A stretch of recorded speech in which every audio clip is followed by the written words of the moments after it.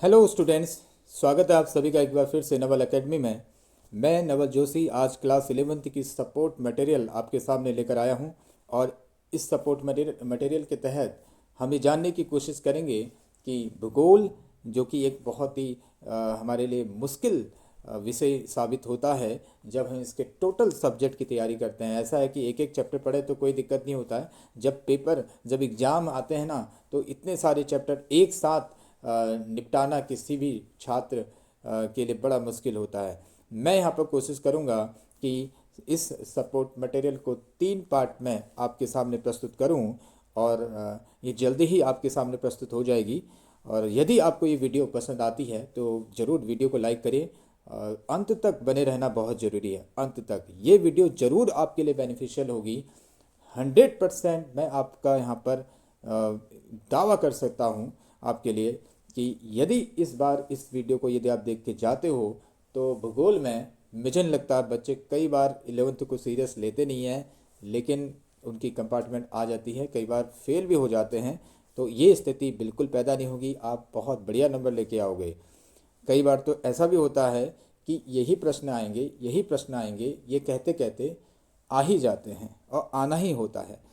मैं आपको बता दूं, इस पार्ट में हम टोटल 6 चैप्टर को निपटाएंगे। ध्यान देना, इन शुरुआत के 6 चैप्टर की तैयारी अभी हम यहाँ पर करेंगे। फिर उसके बाद अगली वीडियो में पार्ट 2 में हम बाकी के चैप्टर यहाँ पर आपके सामने प्रस्तुत करेंगे। आज हो सकता है तो 6 या 7 जितने भी चैप्टर हो जाएं। फिर उसके बाद जो सेकंड बुक है वो एक साथ आपके पार्ट 3 में आपको प्रस्तुत कर दी जाएगी। तो आइए बढ़ते हैं बच्चों, शुरुआत करते हैं चैप्टर फर्स्ट से। ये काफ़ी मायने रखता है आपके लिए कि भूगोल की सपोर्ट मटेरियल आपके लिए बहुत ज़रूरी है और आप इसे इग्नोर बिल्कुल मत करिए। सरकारी स्कूल के बच्चों के लिए ये बहुत ही अत्यधिक लाभदायक है। मैं पहले भी बता चुका हूँ, भूगोल की शाखाएँ जो हैं वो यहाँ बताई गई हैं, लेकिन मैं आपको पहले वो बताऊँगा जो आता है, जो कई बार पूछा गया है प्रश्न, मैं उनकी चर्चा यहाँ पर करने वाला हूँ। भूगोल में 5 नंबर के प्रश्न और 3 नंबर के प्रश्नों की चर्चा हम यहाँ पर करने वाले हैं। इन्हें देखिए आप, आपके सभी प्रश्न यहीं से आएंगे। तो बेटा सबसे पहले तो यहाँ पर ये प्रश्न पूछा गया है कि क्या, कहाँ और क्यों वर्गों के प्रश्नों का वर्णन कीजिए जिनका उत्तर भूगोल देता है। एक और प्रश्न इसी तरह का पूछा जाता है, किस आधार पर कह सकते हैं कि भूगोल एक वैज्ञानिक विषय है। भूगोल में ना 3 प्रश्न होते हैं, आपको पता होना चाहिए। क्या, क्या, क्या, कहाँ और क्यों। ये 3 प्रश्नों के साथ यहाँ पर भूगोल की व्याख्या होती है। इनको अगर मैं अपने शब्दों में बताऊं तो भूगोल की शुरुआत में हम यही कहते हैं, जब भी हम बात करते हैं कि क्या, यह क्या है।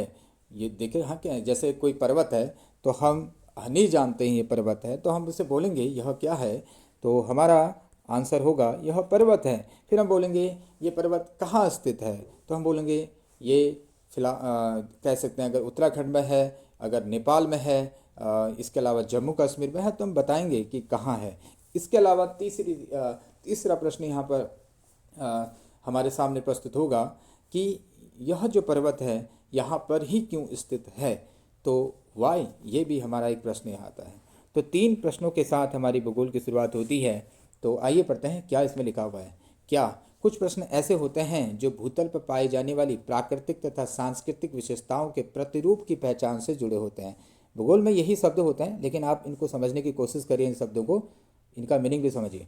कुछ प्रश्न ऐसे होते हैं जो भूतल पर, भूतल का मतलब है जमीन से, भूतल का मतलब है जमीन से पाई जाने वाली प्राकृतिक और सांस्कृतिक विशेषताओं, नेचुरल, कुछ नेचर के द्वारा, नेचर की जो है जैसे पर्वत है, पठार है, नदियां हैं। सांस्कृतिक विशेषताएं जो मनुष्य ने जो डेवलप कर रखी है, हम उनकी हम बात कर रहे हैं कि प्रतिरूप की पहचान से जुड़े होते हैं। तो यदि हम किसी की पहचान बताना चाहते हैं, पहचान जानना चाहते हैं, आइडेंटिटी चाहते हैं, तो हम क्या प्रश्न करेंगे, हम प्रश्न की शुरुआत करेंगे क्या से। प्रश्न की शुरुआत करेंगे क्या से, क्या प्रश्न का उत्तर देते हैं। अगला, कहाँ, कुछ ऐसे भी प्रश्न होते हैं जो पृथ्वी पर भौतिक एवं सांस्कृतिक तत्वों के वितरण से जुड़े रहते होते हैं। यदि हम ये जानना चाहते हैं कि ये जो भौतिक तत्वों के बारे में अभी हमने जाना कि इसकी पहचान क्या है, तो यदि हम उसी भौतिक तत्व के, उसी सांस्कृतिक तत्व के वितरण के बारे में जानकारी चाहते हैं, वितरण का मतलब है कि वह जो सांस्कृतिक तत्व है वो कहाँ कहाँ फैला हुआ है। जैसे हम बोलें कि हिमालय पर्वत कहाँ तक फैला हुआ है, तो आप बताओगे जम्मू कश्मीर से लेकर अरुणाचल प्रदेश तक। इस तरीके से एक उदाहरण के तौर पर मैंने आपको बताया। तो वितरण यदि हम जानना चाहते हैं तो कहाँ से प्रश्न की शुरुआत होगी। तीसरा है क्यों से। प्रश्नों का तीसरा वर्ग इस बात पर आधारित है कि हर कार्य के पीछे कारण भी होता है। यदि कार्य हो रहा है तो कारण भी हो रहा है, कारण भी उसका कुछ ना कुछ होगा। तो ये जानने के लिए हम क्यों प्रश्न से प्रश्न की शुरुआत हम क्यों से करेंगे। ठीक है, तो क्यों प्रश्न जो है कार्य कारण का उत्तर देगा आपका। अगला यहाँ पर देखिए, भौतिक भूगोल की शाखाएं बतानी है। भौतिक भूगोल की 4 बड़ी शाखाएं होती हैं। पहली शाखा है भू आकृतिक विज्ञान, दूसरी है जलवायु विज्ञान, तीसरा है जल विज्ञान और चौथा है मृदा भूगोल। भू आकृति विज्ञान में भूपृष्ठ पर पाए जाने वाले अलग अलग भू लक्षणों की हम अध्ययन करते हैं।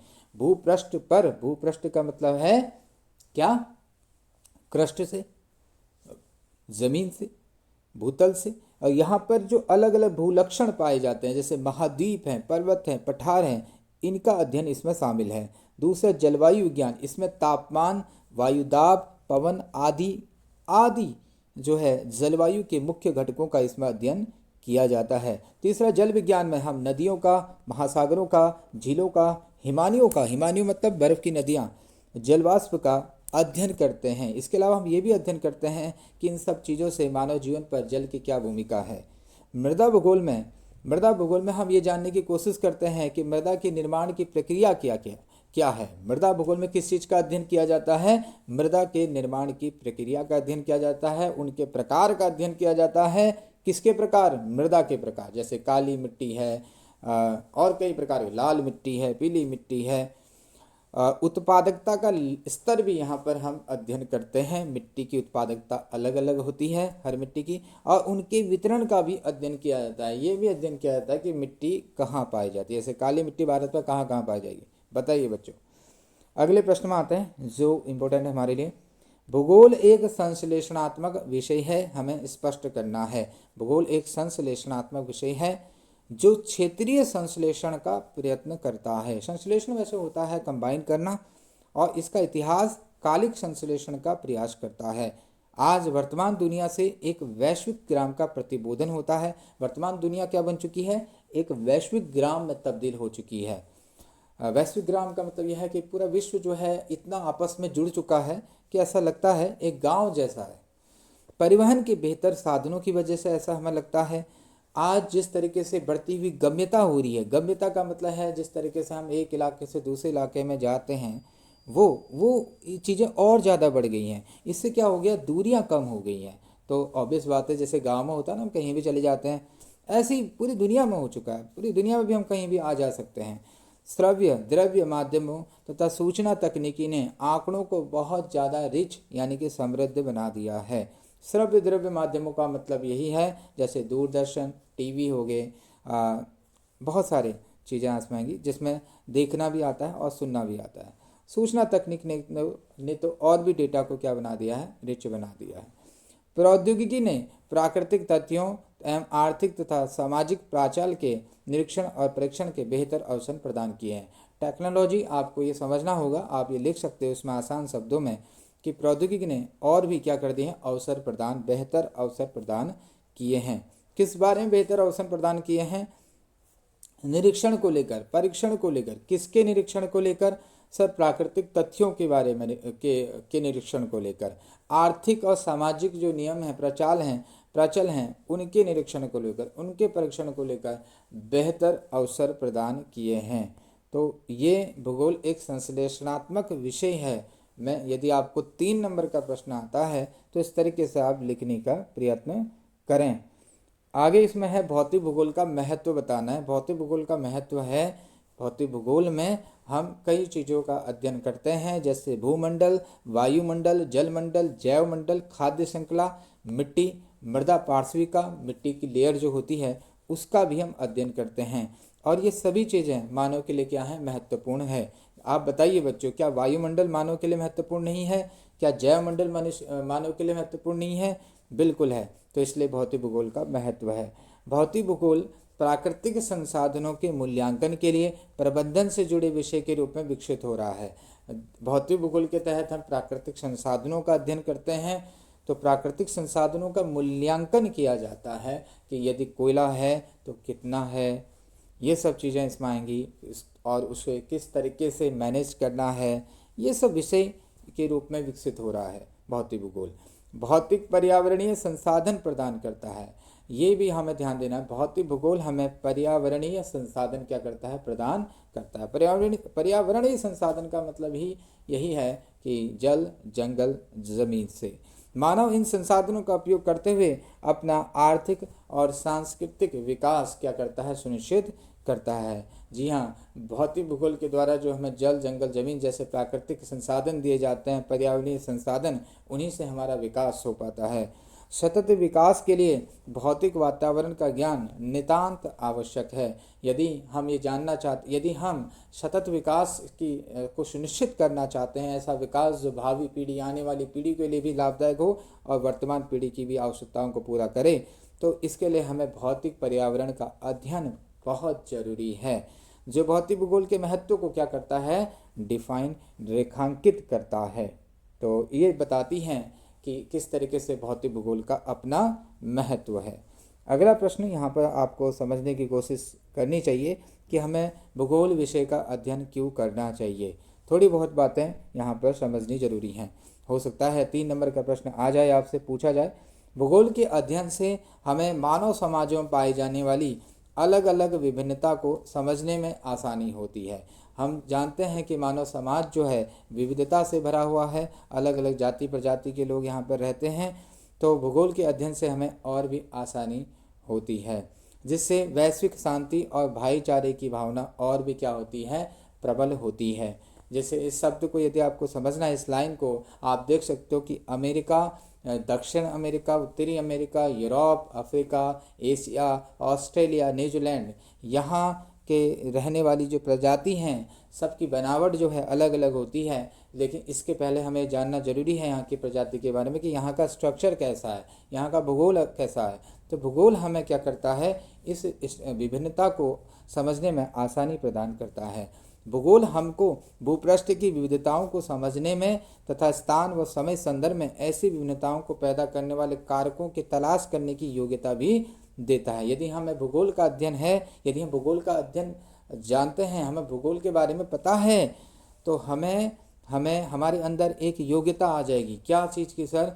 भूपृष्ठ की विविधताओं को समझने की, अर्थात पर्वत, पठार, नदियाँ जो विश्व स्तर पर मौजूद हैं, उनकी जो डाइवर्सिटी है, कहीं पर रॉकी पर्वत है, कहीं पर एंडीज पर्वत है, कहीं पर हिमालय पर्वत है, कहीं पर आल्प्स है, तो ये जो डाइवर्सिटी है उसको समझने में हमें आसानी होती है।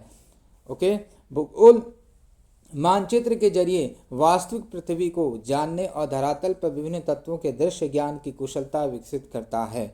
भूगोल से हमें भूगोल मानचित्र के जरिए मैप का अध्ययन किया जाता है। इससे हमें वास्तविक पृथ्वी को जानने का मौका मिलता है। हमें ये भी पता चलता है कि धरातल पर जो विभिन्न तत्व हैं वो भी हम आसानी से समझ लेते हैं, कुशलता से। आप जानते हो मैप में आपको चीज़ें लोकेट करनी पड़ती हैं ज्योग्राफी में।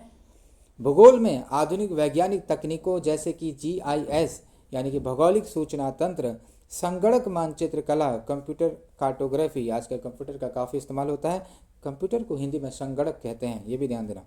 दूर संवेदन के अध्ययन से, रिमोट सेंसिंग, दूर से ही सैटेलाइट के माध्यम से ऐसा होता है, ने ज्ञान और कुशलता को प्राप्त करने तथा राष्ट्रीय विकास में सहयोग करने की दक्षता यानी कि स्किल क्या की है? प्रदान की है। आजकल भूगोल में क्या हो रहा है? बोलो, भूगोल एक्चुअली भूगोल का अध्ययन करने से ही हमें तकनीक विकसित करने में हेल्प मिली है। सर कौन सी तकनीक? GIS, कौन सी तकनीक? कंप्यूटर कार्टोग्राफी, और कौन सी तकनीक? Remote sensing. ओके, इससे हमें और भी फायदा हुआ है।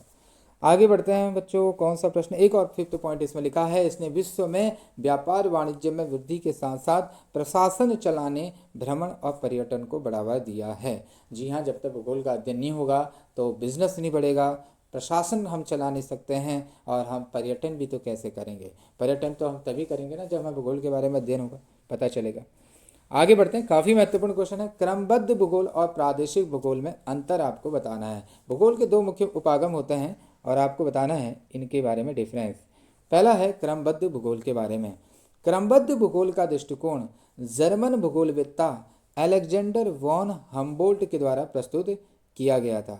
याद रखना, क्रमबद्ध भूगोल का दृष्टिकोण किसने प्रस्तुत किया था? जर्मन के भूगोलवेत्ता थे अलेक्जेंडर वॉन हम्बोल्ट। जबकि प्रादेशिक भूगोल का दृष्टिकोण किसने विकसित किया था? जर्मन के ही भूगोलवेत्ता थे कार्ल रिटर के द्वारा प्रस्तुत या विकसित किया गया था। क्रमबद्ध भूगोल में दूसरा पॉइंट समझिए, क्रमबद्ध भूगोल में एक विशिष्ट भौगोलिक तत्व का अध्ययन किया जाता है। विशिष्ट भौगोलिक तत्व का मतलब क्या है? विशिष्ट भौगोलिक तत्व का मतलब क्या है कि जैसे हम एक पर्वत को ले लेते हैं, हम पठार का अध्ययन करेंगे, हम नदियों का अध्ययन करेंगे, इस तरीके से एक विशिष्ट भौगोलिक तत्व का अध्ययन किया जाता है। जबकि प्रादेशिक भूगोल में किसी एक प्रदेश का, एक प्रदेश को लेंगे, जैसे हम बात करते हैं भारतीय उपमहाद्वीप की, और उसके अंदर जो सभी भौगोलिक तत्व हैं उनका फिर हम क्या करेंगे? अध्ययन करेंगे। भौगोलिक तत्वों का मतलब वही पर्वत, पठार, नदियों से है, लेकिन किसी प्रदेश के अंतर्गत हम ये सब चीज़ें देखेंगे कि वहाँ की वनस्पति कैसी है। क्रमबद्ध, तीसरा पॉइंट देखिए, क्रमबद्ध विधि किसी क्षेत्र का समाकलित रूप प्रस्तुत करती है, इंटीग्रेटेड रूप प्रस्तुत करती है, जबकि प्रादेशिक विधि जो है एकाकी रूप प्रस्तुत करती है, ये भी ध्यान देना। चौथा, यह विधि राजनीतिक इकाइयों पर आधारित होती है, जबकि यह विधि भौगोलिक इकाइयों पर आधारित होती है। प्रादेशिक भूगोल जो होता है वो भौगोलिक इकाइयों पर आधारित होता है।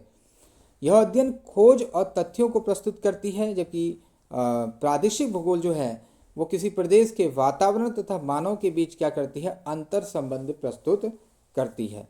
इसके अलावा अगर हम बात करें क्रमबद्ध भूगोल की, इस अध्ययन में एक घटक जैसे जलवायु के आधार पर विभिन्न प्रकार और उपप्रकार निश्चित किए जाते हैं, जबकि प्रादेशिक भूगोल में प्रदेशों का सीमांकन किया जाता है। इसे प्रादेशिकरण भी कहते हैं।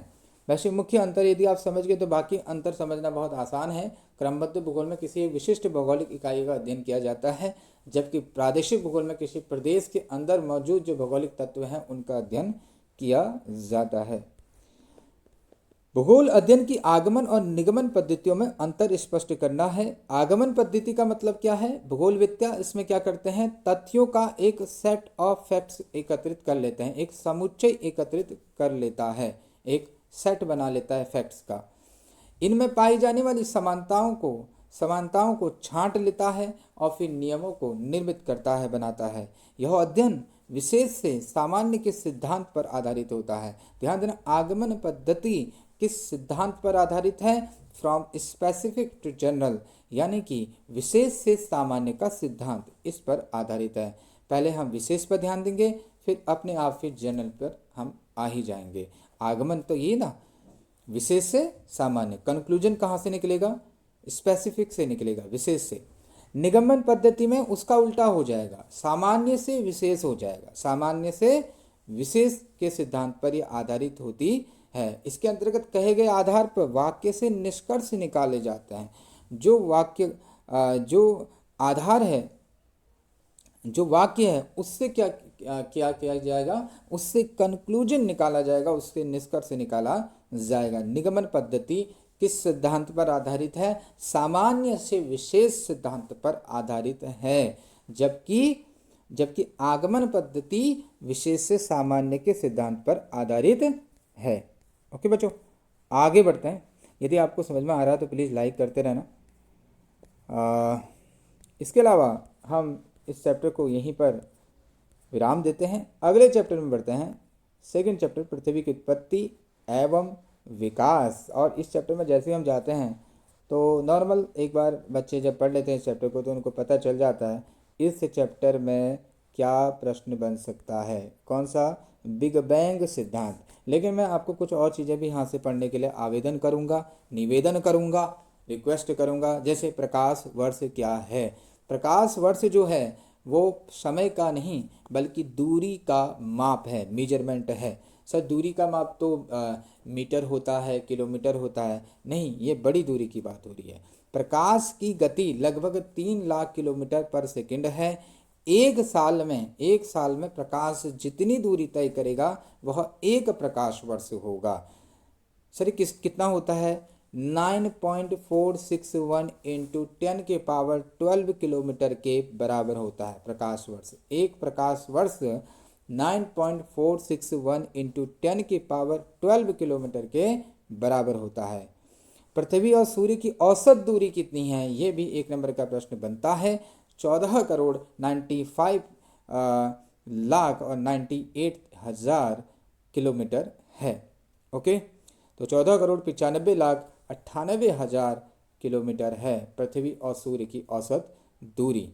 ओके, प्रकाश वर्ष के संदर्भ में यह दूरी केवल कितनी है? 8.311 मिनट है। 1 नंबर का प्रश्न पूछा जाता है ये। प्रकाश वर्ष का मतलब प्रकाश की दूरी जो है, प्रकाश को जाने में समय लगता है ना एक इलाके से दूसरे इलाके में, तो 8.311 मिनट का है, किलोमीटर नहीं, ध्यान देना। पृथ्वी पर वायुमंडल का विकास कैसे हुआ? बहुत महत्वपूर्ण यह है। पृथ्वी पर वायुमंडल के विकास की कितनी अवस्थाएं हैं? 3 अवस्थाएं हैं। तो 3 नंबर का प्रश्न बनता है। पहली अवस्था में क्या हुआ? सौर पवन के कारण हाइड्रोजन व हीलियम पृथ्वी से दूर हो गए। सौर पवनें कहाँ से आती हैं? सूरज से आती हैं। वहाँ से सौर पवनों की वजह से पृथ्वी के अंदर मौजूद हाइड्रोजन और हीलियम दूर हो गए पृथ्वी से। दूसरी अवस्था में पृथ्वी ठंडी हुई। पृथ्वी के ठंडा होने और विभेदन के दौरान, विभेदन के बारे में आगे हम पढ़ेंगे, पृथ्वी के अंदर से क्या हुआ? बहुत सारी गैसें निकली, बहुत सारे जलवाष्प निकले, और जिसमें कौन कौन सी चीज़ें थी? जलवाष्प था, नाइट्रोजन जैसी गैस थी, कार्बन डाइऑक्साइड जैसी गैस थी, मीथेन, अमोनिया, ऐसी गैसें अधिक मात्रा में निकली। किंतु इन गैसों में निकलने वाली गैसों में ऑक्सीजन बहुत क्या थी? कम थी। तीसरी अवस्था में क्या हुआ? पृथ्वी पर लगातार ज्वालामुखी विस्फोट हो रहे थे, जिसके कारण वाष्प एवं गैसें बढ़ रही थी। कहाँ बढ़ रही थी? पृथ्वी में बढ़ रही थी। आप जानते हैं कि ज्वालामुखी विस्फोट से गैसें निकलती हैं और वाष्प की मात्रा बढ़ जाती है। कहाँ? वायुमंडल में। यह जलवाष्प संघनित होकर वर्षा के रूप में परिवर्तित हुई। यही जो जलवाष्प था जो कि ज्वालामुखी विस्फोट से निकले, ये बाद में संघनन हुआ, इनका कंडेंसेशन हुआ और बाद में वर्षा हुई और पृथ्वी पर इस तरीके से महासागर बने, और महासागर बनने के साथ ही जीवन भी पृथ्वी में विकसित हुआ। और जीवन विकसित होने के बाद ही क्या हुआ था?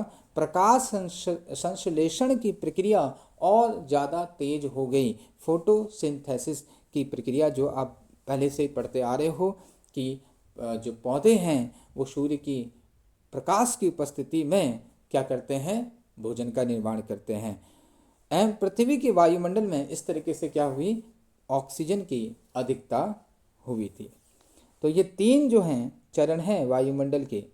अगला है पृथ्वी की उत्पत्ति से संबंधित अलग अलग आपको संकल्पनाएं बतानी है। यहाँ से भी प्रश्न बनते हैं। तो पहली संकल्पना है कि पृथ्वी की उत्पत्ति कैसे हुई, इसको लेकर वो है निहारिका परिकल्पना। इस परिकल्पना के जनक कौन थे? निहारिका परिकल्पना के जनक इमैनुअल कांट थे।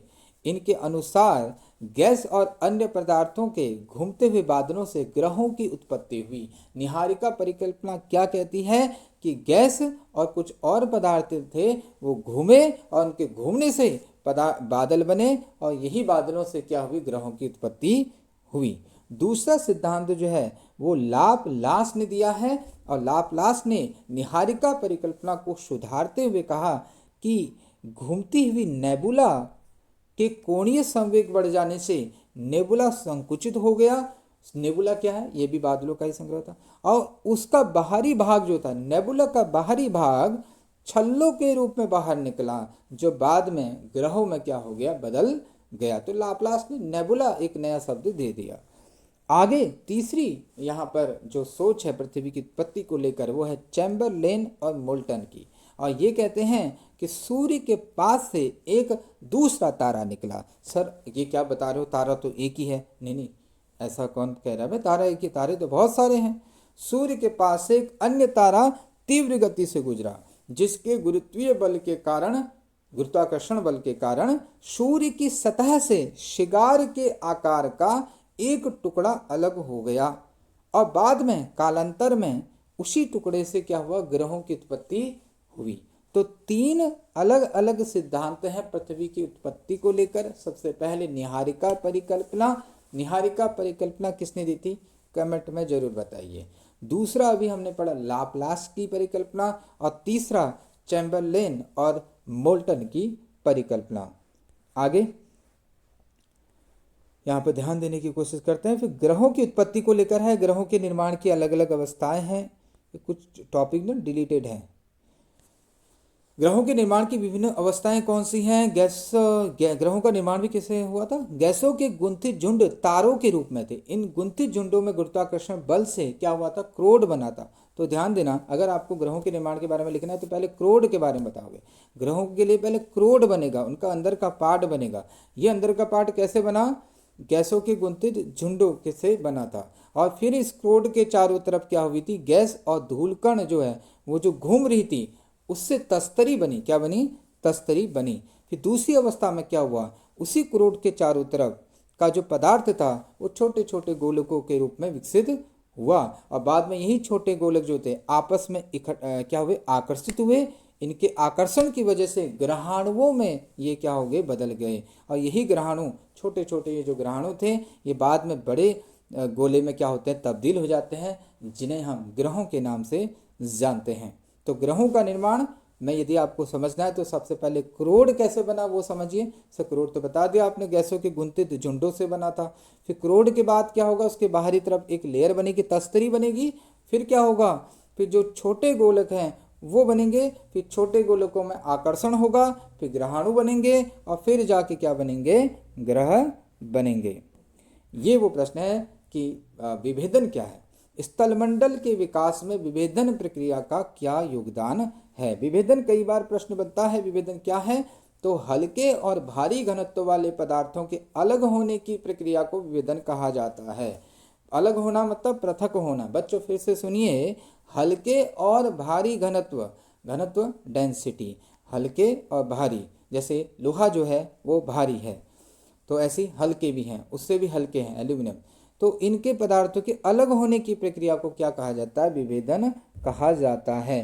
पृथ्वी की जब उत्पत्ति हो रही थी उसी उत्पत्ति के दौरान बहुत ज़्यादा टेम्परेचर की वजह से पृथ्वी के पदार्थ जो थे वो और द्रव अवस्था में तब्दील हो गए, क्योंकि जब हम किसी पदार्थ को ज़्यादा गर्म करेंगे तो द्रव अवस्था में तब्दील हो जाएगा, जिसके फलस्वरूप क्या हुआ, हल्के और भारी घनत्व का एक मिक्सचर तैयार हो गया। और घनत्व में अंतर था, क्योंकि सभी पदार्थ एक ही घनत्व के नहीं थे, पदार्थों के घनत्व में अंतर था। तो जो भारी पदार्थ थे वो पृथ्वी के केंद्र में चले गए, यहाँ पर साइंस लागू होती है, पृथ्वी के केंद्र में चले गए। और हल्के पदार्थ पृथ्वी की सतह पर यानी कि ऊपरी भाग की तरफ आ गए। समय बीता और समय बीतने के साथ साथ ये पदार्थ जो है वो ठंडे हुए और ठंडे होने के साथ ही पृथ्वी में भूपर्पट्टी के रूप में ये क्या हुए, विकसित हुए। भूपर्पट्टी का मतलब है पृथ्वी का ऊपरी हिस्सा, जिसके हम क्रस्ट भी कहते हैं, जिसे हम भूपटल भी कहते हैं, जिस पर हम लोगों ने अपना आवास बनाया हुआ है। तो इस तरीके से ये टॉपिक भी खत्म हुआ। चंद्रमा वाला टॉपिक है नहीं अब। आशा है बच्चों आप लोगों को समझ में आ रहा होगा। अब आता है बिग बैंग सिद्धांत, इस चैप्टर का सबसे महत्वपूर्ण जिसे माना जाता है, लेकिन अंदर की बातें जो और पूछी जाती है वो भी मैंने आपको बता दिया इस चैप्टर से। बिग बैंग सिद्धांत 1920 में एडविन हब्बल के द्वारा दिया गया और इनके अनुसार क्या कहा गया कि ब्रह्मांड का विस्तार हो रहा है, यूनिवर्स का क्या हो रहा है, विस्तार हो रहा है। समय बीतने के साथ साथ आकाश गंगाएं आगे बढ़ती हैं, ये इन्होंने कहा है। सही, आकाश गंगा ब्रह्मांड क्या है, यूनिवर्स के अंदर आकाश गंगा है, मिल्की वे हैं। तो जिस तरह से गुब्बारे के अंदर कुछ स्पॉटेड होते हैं, यदि गुब्बारे को फैलाते हैं तो स्पॉटेड के बीच की दूरी बढ़ जाती है, ऐसी ही गुब्बारे की तरह यूनिवर्स है, ब्रह्मांड है, और जो स्पॉट हैं वो आकाश गंगाएं हैं। तो यदि हम ब्रह्मांड को फैलाएंगे तो उसके अंदर मौजूद आकाश गंगाएं भी, उनके बीच की दूरियां भी बढ़ेंगी। इसलिए कहा गया, यह सिद्धांत कहता है कि आकाश गंगाएं एक दूसरे से दूर जा रही हैं।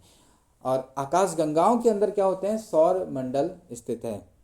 तो सौर मंडल के अंदर फिर ग्रह होंगे।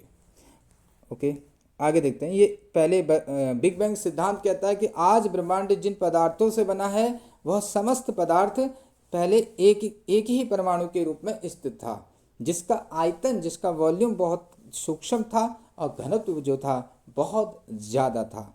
सूक्ष्म था, बहुत न्यून था, लेकिन घनत्व बहुत ज़्यादा था। परमाणु में अत्यधिक ऊर्जा थी और अत्यधिक ऊर्जा इकट्ठा हो जाने के कारण, संचित हो जाने के कारण उसमें विस्फोट हो गया। ऑब्वियस बात है, एनर्जी ज़्यादा रखोगे तो कभी ना कभी तो फूटोगे ना। और विस्फोट के 1 सेकंड के अंदर ही ब्रह्मांड का क्या हो गया, विस्तार हो गया। बिग बैंग से 3 लाख वर्षों के दौरान टेम्परेचर 4500 डिग्री केल्विन तक कम हो गया। तो समय बीता तो जैसे ही हम कहते हैं गुस्सा फूट गया, तो गुस्से फूटने के बाद क्या होता है, हम थोड़े से ठंडे पड़ जाते हैं। ऐसी स्थिति यहाँ भी है। बिग बैंग से ब्रह्मांड का गुस्सा खत्म और फिर टेम्परेचर क्या होने लग जाएगा, कम होने लग जाएगा और धीरे धीरे परमाणुवीय पदार्थों का क्या हुआ, निर्माण हुआ। परमाणुवीय पदार्थ का मतलब परमाणु से बने हुए पदार्थ, जैसे ग्रह वगैरह वगैरह। ब्रह्मांड के विस्तार का मतलब आकाश गंगाओं के बीच जो है अंतरिक्ष में वृद्धि है। ये देखो ये क्या लिखा, ब्रह्मांड के विस्तार का मतलब क्या है, आकाश गंगाओं के बीच की दूरी क्या हो रही है, बढ़ रही है। ये लिख देना आप, ठीक है। ओके, ये भी हो गया बच्चों। यहाँ से अब कुछ उतना खास है नहीं। अगले चैप्टर में आते हैं पृथ्वी की आंतरिक संरचना।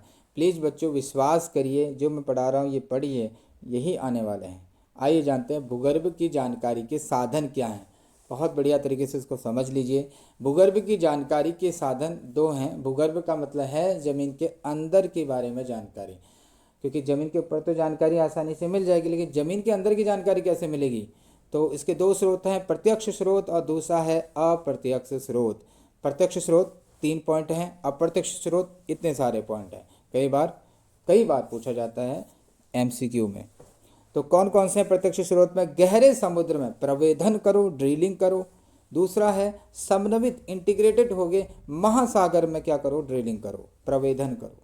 तीसरा है ज्वालामुखी का उद्गार होना। ज्वालामुखी यानी कि वोल्केनिक एक्टिविटी जब होती है, जब वो फटता है उसको हम उद्गार कहते हैं। इससे भी हमें क्या होती है, भूगर्भ की जानकारी मिलती है। भूगर्भ की जानकारी का एक इनडायरेक्ट सोर्स भी है, जिसमें हम टेम्परेचर, प्रेशर, जो डेंसिटी है, घनत्व है, उल्काएं जो आती हैं अंतरिक्ष से पृथ्वी पर, तो उनका भी अध्ययन किया जाता है। इससे भी पता चलता है भूगर्भ के बारे में। गुरुत्वाकर्षण की जो विसंगति है, ग्रेविटेशन जो अलग अलग है पृथ्वी के अलग अलग हिस्से में, उससे भी हमें भूगर्भ के बारे में जानकारी मिलती है। विसंगति का मतलब क्या है, डिफरेंसेस जो हैं। चुंबकीय सर्वेक्षण का से भी हमें क्या पता चलता है, भूगर्भ के बारे में पता चलता है। भूकंप के बारे में भी, भूकंप जब होता है तब भी हमें पता चलता है कि किस तरीके से भूगर्भ है। भूगर्भ पृथ्वी के अंदर के स्ट्रक्चर हमें थोड़ा बहुत हम अनुमान लगा लेते हैं, ठीक है। आगे बढ़ते हैं बच्चों। इसमें क्या है खास, ही तो हमने शॉर्ट में समझा था इस चैप्टर को। ये कुछ MCQ यहाँ पर दिए हुए हैं। यदि बच्चों आप कहें तो यदि कमेंट में लिखें कि सर आप MCQ लेकर आइए बहुत बड़े लेवल पर, बढ़िया स्तर पर, तो मैं ज़रूर लेके आऊँगा। MCQ के से ज़्यादा अच्छा है कि 1 लाइनर पढ़िए आप। 1 लाइनर कहें तो मैं बना के ले आऊँगा। बहिर्जात बल और अंतर्जात बल क्या है? ये पृथ्वी की सतह पर होने वाले बल हैं। कौन से? बहिर्जात बल, जैसे अपक्षय, अपर्दन और खनन। और अंतर्जात बल क्या है? ये पृथ्वी के सतह के नीचे की ताकत है, जैसे ज्वालामुखी का विस्फोट होना, भूकंप होना, किसी अन्य भूकंपीय गतिविधि या टेक्टोनिक प्लेट जब हिलती हैं तब भी ये सब चीज़ें हैं। आगे बढ़ते हैं। गुरुत्वाकर्षण विसंगति। गुरुत्वाकर्षण जो है अंतर पाया जाता है अलग अलग स्थानों पर, जो है ना गुरुत्वाकर्षण एक जैसा नहीं है, अंतर है। इसी को गुरुत्वाकर्षण विसंगति कहते हैं। गुरुत्वाकर्षण बल सबसे ज़्यादा कहाँ होता है? ध्रुवों पर। सबसे ज़्यादा कहाँ होता है? ध्रुवों पर गुरुत्वाकर्षण बल सबसे ज़्यादा होता है। और सबसे कम कहाँ होता है? भूमध्य रेखा पर होता है। भूकंप के बारे में काफ़ी चर्चा में है, NCR में लगातार भूकंप आ रहे हैं, पूरे आते रहते हैं हमेशा भूकंप। अभी बीच में ज़्यादा आए थे, जैसे जापान में काफ़ी बड़ा भूकंप आया था। भूकंप क्या है? भूकंप का साधारण अर्थ है भूकंप भूमि का कांपना, पृथ्वी का हिलना। दूसरे शब्दों में अचानक झटके से प्रारंभ हुए पृथ्वी के कंपन को क्या कहते हैं? भूकंप कहते हैं। आइए कुछ यहाँ पर टर्म्स को समझते हैं। सबसे पहले है उद्गम केंद्र यानी कि फोकस। इसमें क्या लिखा है? वह स्थान जहाँ से ऊर्जा निकलती है, जहाँ से ऊर्जा निकलती है। ये उद्गम केंद्र जो होता है ना बच्चों, फोकस जो होता है पृथ्वी के अंदर होता है, पृथ्वी के अंदर होता है, भूपटल के नीचे होता है, जहाँ से ऊर्जा निकलती है, जहाँ से भूकंप की तरंगें सभी दिशाओं में क्या होती हैं? गतिमान हो जाती हैं। दूसरा है अधिकेंद्र। अधिकेंद्र क्या होता है? ये सतह पर स्थित होता है। अधिकेंद्र सतह पर स्थित होता है, जबकि उद्गम केंद्र क्या है? जमीन के नीचे है। तो सतह पर स्थित वह बिंदु जो ऊर्जा के उद्गम केंद्र के लंबवत होता है। यदि हम कहें ये वो बिंदु है जो उद्गम केंद्र है, तो जस्ट इसके 90 डिग्री ऊपर क्या होता है? अधिकेंद्र होता है यहाँ पर, और ये सतह पर होगा। इसे हम एपी सेंटर भी कहते हैं, और यह तरंगों का अनुभव करने वाला क्या होगा? पहला बिंदु है। भूकंप की माप कैसे की जाती है? इसे रिक्टर स्केल पर मापा जाता है। भूकंप को रिक्टर स्केल पर मापा जाता है। और इसकी तीव्रता कैसे मापी जाती है? तो मर्केली स्केल द्वारा मापी जाती है। बच्चों एक बार फिर से, भूकंप की परिमाण की माप कैसे की जाती है? रिक्टर स्केल के द्वारा मापी जाती है। और जबकि भूकंप की तीव्रता की माप कैसे की जाती है? Mercalli scale. बच्चों जरा कमेंट में बताइए, रिक्टर स्केल में माप बताइए कितना होता है? 0 से 10 होता है, ये बताइए, रेंज बताइए। ऐसी मर्केली स्केल के बारे में आप बताइए कि 0 से 10 होता है या 0 से 12 होता है। प्लीज़ कमेंट में बताने की कोशिश करें। कॉल्डेरा क्या है? कॉल्डेरा ज्वालामुखी है। ज्वालामुखी बहुत अधिक विस्फोटक होता है। काल्डेरा नाम के जो ज्वालामुखी होते हैं वो बहुत अधिक विस्फोटक होते हैं। तो जब ज्वालामुखी बहुत अधिक विस्फोटक होते हैं ना, तो वे ऊंचा ढांचा बनाने के बजाय उभरे हुए भाग को विस्फोट से उड़ा देते हैं। जो उभरा हुआ भाग है उसको भी उड़ा देंगे, क्योंकि ज्वालामुखी काफ़ी विस्फोटक है। तो वहाँ एक गड्ढा बन जाएगा जिसे कालडेरा कहते हैं, जिसे बड़ी कड़ाही कहते हैं। कालडेरा का मतलब क्या है? बड़ी कड़ाही। तो जो कालडेरा ज्वालामुखी होते हैं बड़े क्या होते हैं? विस्फोटक होते हैं। आगे देखते हैं, प्राथमिक तरंगों और द्वितीयक तरंगों में क्या अंतर होता है? प्राथमिक तरंगों अर्थात पी तरंगें तेज गति से चलने वाली तरंगें हैं जो धरातल पर सबसे पहले पहुंचती है। पी तरंगें धरातल पर पहुंचने वाली पहली तरंगें हैं, जबकि द्वितीयक तरंगें एस तरंगें जिन्हें कहते हैं धीमी गति से चलती हैं और धरातल पर पी तरंगों के बाद पहुंचती हैं। दूसरा पॉइंट, प्राथमिक तरंगें ध्वनि तरंगों की तरह ही होती हैं। ये भी साउंड वेव भी होती हैं। बच्चों साउंड वेव क्या है? साउंड वेव ध्वनि तरंगें जो होती हैं वो ठोस, द्रव और गैस तीनों माध्यम से होते हुए गुजर सकती हैं। ध्वनि तरंगें ठोस, द्रव और गैस। इसी तरह से पी तरंगें भी गैस, ठोस, तरल तीनों माध्यम से होते हुए गुजरती हैं। जबकि जो एस तरंगें हैं वो सागरीय तरंगों की तरह होती हैं और यह केवल ठोस पदार्थों से ही गुजर सकती हैं। अब मेरे को बताइए, जो तरंग तीनों माध्यमों से होते हुए गुजरेगी तो वो सबसे पहले पहुंचेगी, या वो तरंग जो केवल ठोस माध्यमों से होते हुए गुजरती है? तो इसका आंसर होगा पी तरंगें। तो पी तरंगें पहले पहुंचती हैं कहाँ? धरातल पर, और एस तरंगें बाद में। इसीलिए इसका नाम प्राथमिक तरंगें हैं। पी तरंगों में कंपन की दिशा उत्पन्न तरंगों की दिशा के समानांतर होती है, क्योंकि ये ध्वनि तरंगों की तरह होती हैं। एस तरंगों में कंपन की जो दिशा होती है वो तरंगों की दिशा से समकोण होती है। ध्यान देना, पी तरंगों में कंपन की जो दिशा होती है वो समानांतर होती है, जबकि एस तरंगों में कंपन की दिशा समकोण होती है। अंत में देख लेते हैं, ये सेलों में जो पी तरंगें होती हैं सेलों में संकुचन और फैलाव उत्पन्न करते। कहीं पर संकुचन होता है तो कहीं पर क्या होता है? फैलाव होता है।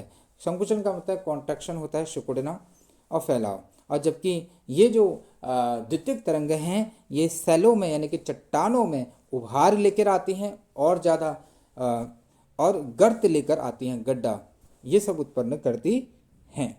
भूकंप का प्रभाव क्या है ये आप जानते ही होंगे। भूकंप से भूमि हिल जाती है, धरातल में विसंगति पैदा हो जाती है, डिसकंटिन्यूटी पैदा हो जाती है। विसंगति का मतलब डिसकंटिन्यूटी, कहीं पर ऊंचा धरातल कहीं पर नीचा धरातल।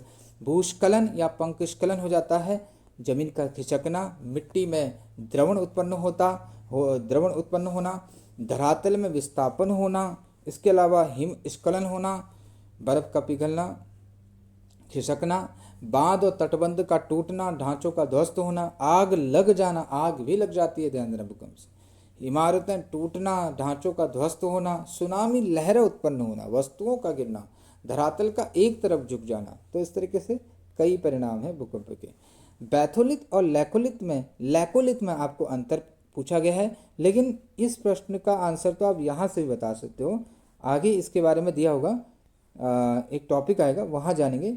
लेकिन फिर भी कई बच्चों को दिक्कत होती है कि बैथोलिथ और लैकोलिथ क्या होता है। सर बैथोलिथ लैकोलिथ है क्या? ये एक्चुअली ज़मीन के अंदर है, ज़मीन के अंदर का स्ट्रक्चर है ये।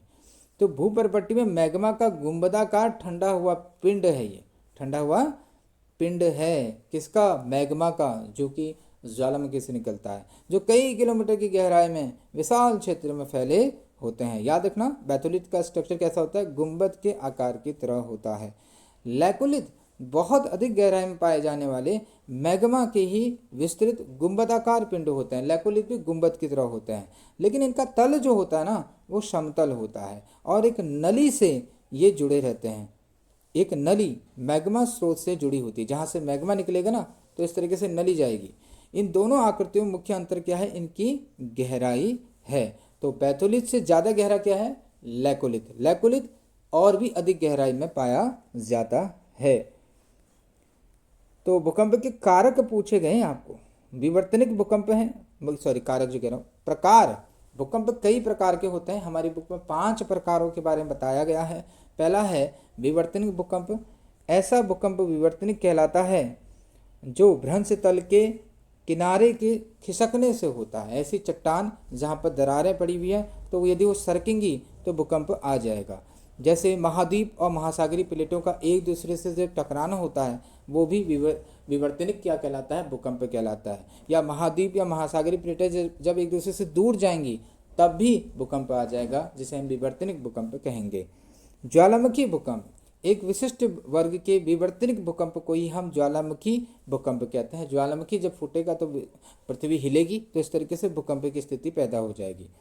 नियात भूकंप खनन क्षेत्रों में ऑब्वियस बात है, भूमिगत खानों की छतें ढह जाती हैं जिससे भूकंप के हल्के झटके महसूस होते हैं, इसे हम नियात भूकंप कहते हैं। विस्फोट भूकंप, विस्फोट कभी कभी परमाणु और रासायनिक विस्फोट से भी भूमि में कंपन होता है। कई बार आप रसायन का विस्फोट करते हैं, एटम बम का परीक्षण, ये सब, तो इससे भी झटके महसूस होता है। बांध जनित भूकंप, भूकंप जो होता है बड़े बांध वाले क्षेत्रों में भी आते हैं, इन्हें हम क्या कहते हैं? बांध जनित भूकंप कहते हैं। किसी इलाके में बड़े पैमाने पर जब पानी रोका जाता है तो उस इलाके में प्रेशर तो डेवलप होगा ही, दबाव, और भूकंप की स्थिति पैदा होगी। तो ये कुछ बातें थी यहाँ पर। क्या इस चैप्टर में और कुछ पढ़ना है? भूकंप की तरंगें 2 प्रकार की होती है, भूगर्भिक तरंगें और धरातलीय तरंगें। धरातलीय तरंगें ये फिर भूगर्भिक तरंगों के बारे में भी बताया गया है। भूगर्भिक तरंगें भी 2 प्रकार की होती हैं, पी तरंगें और एस तरंगें। इन दोनों के बारे में हम पहले ही पढ़ चुके हैं। धरातलीय तरंगें जो होती हैं बहुत अधिक प्रभावकारी होती हैं, इनके बारे में भी आपको पढ़ना चाहिए। भूकंप छाया क्षेत्र, शैडो जोन क्या है आइए जानते हैं, बहुत इंपॉर्टेंट है ये भी। भूकंप लेखी यंत्र पर दूरस्थ स्थानों से पहुंचने वाली भूकंपीय तरंगें अभिलेखित होती हैं। जो भूकंप लेखी यंत्र है ना उसमें दूरस्थ स्थानों से जो भूकंपीय तरंगें उत्पन्न होती हैं वो उसमें प्रदर्शित होती हैं, अभिलेखित होती हैं। हालांकि कुछ ऐसे क्षेत्र भी होते हैं जहां कोई भी भूकंपीय तरंग अभिलेखित होती ही नहीं है, ऐसे क्षेत्रों को भूकंपीय छाया क्षेत्र कहते हैं। एक भूकंप का छाया क्षेत्र दूसरे भूकंप के छाया क्षेत्र से क्या होता है? अलग होता है। पी तथा एस तरंगों के अभिलेखन से छाया क्षेत्र का स्पष्ट पता चलता है।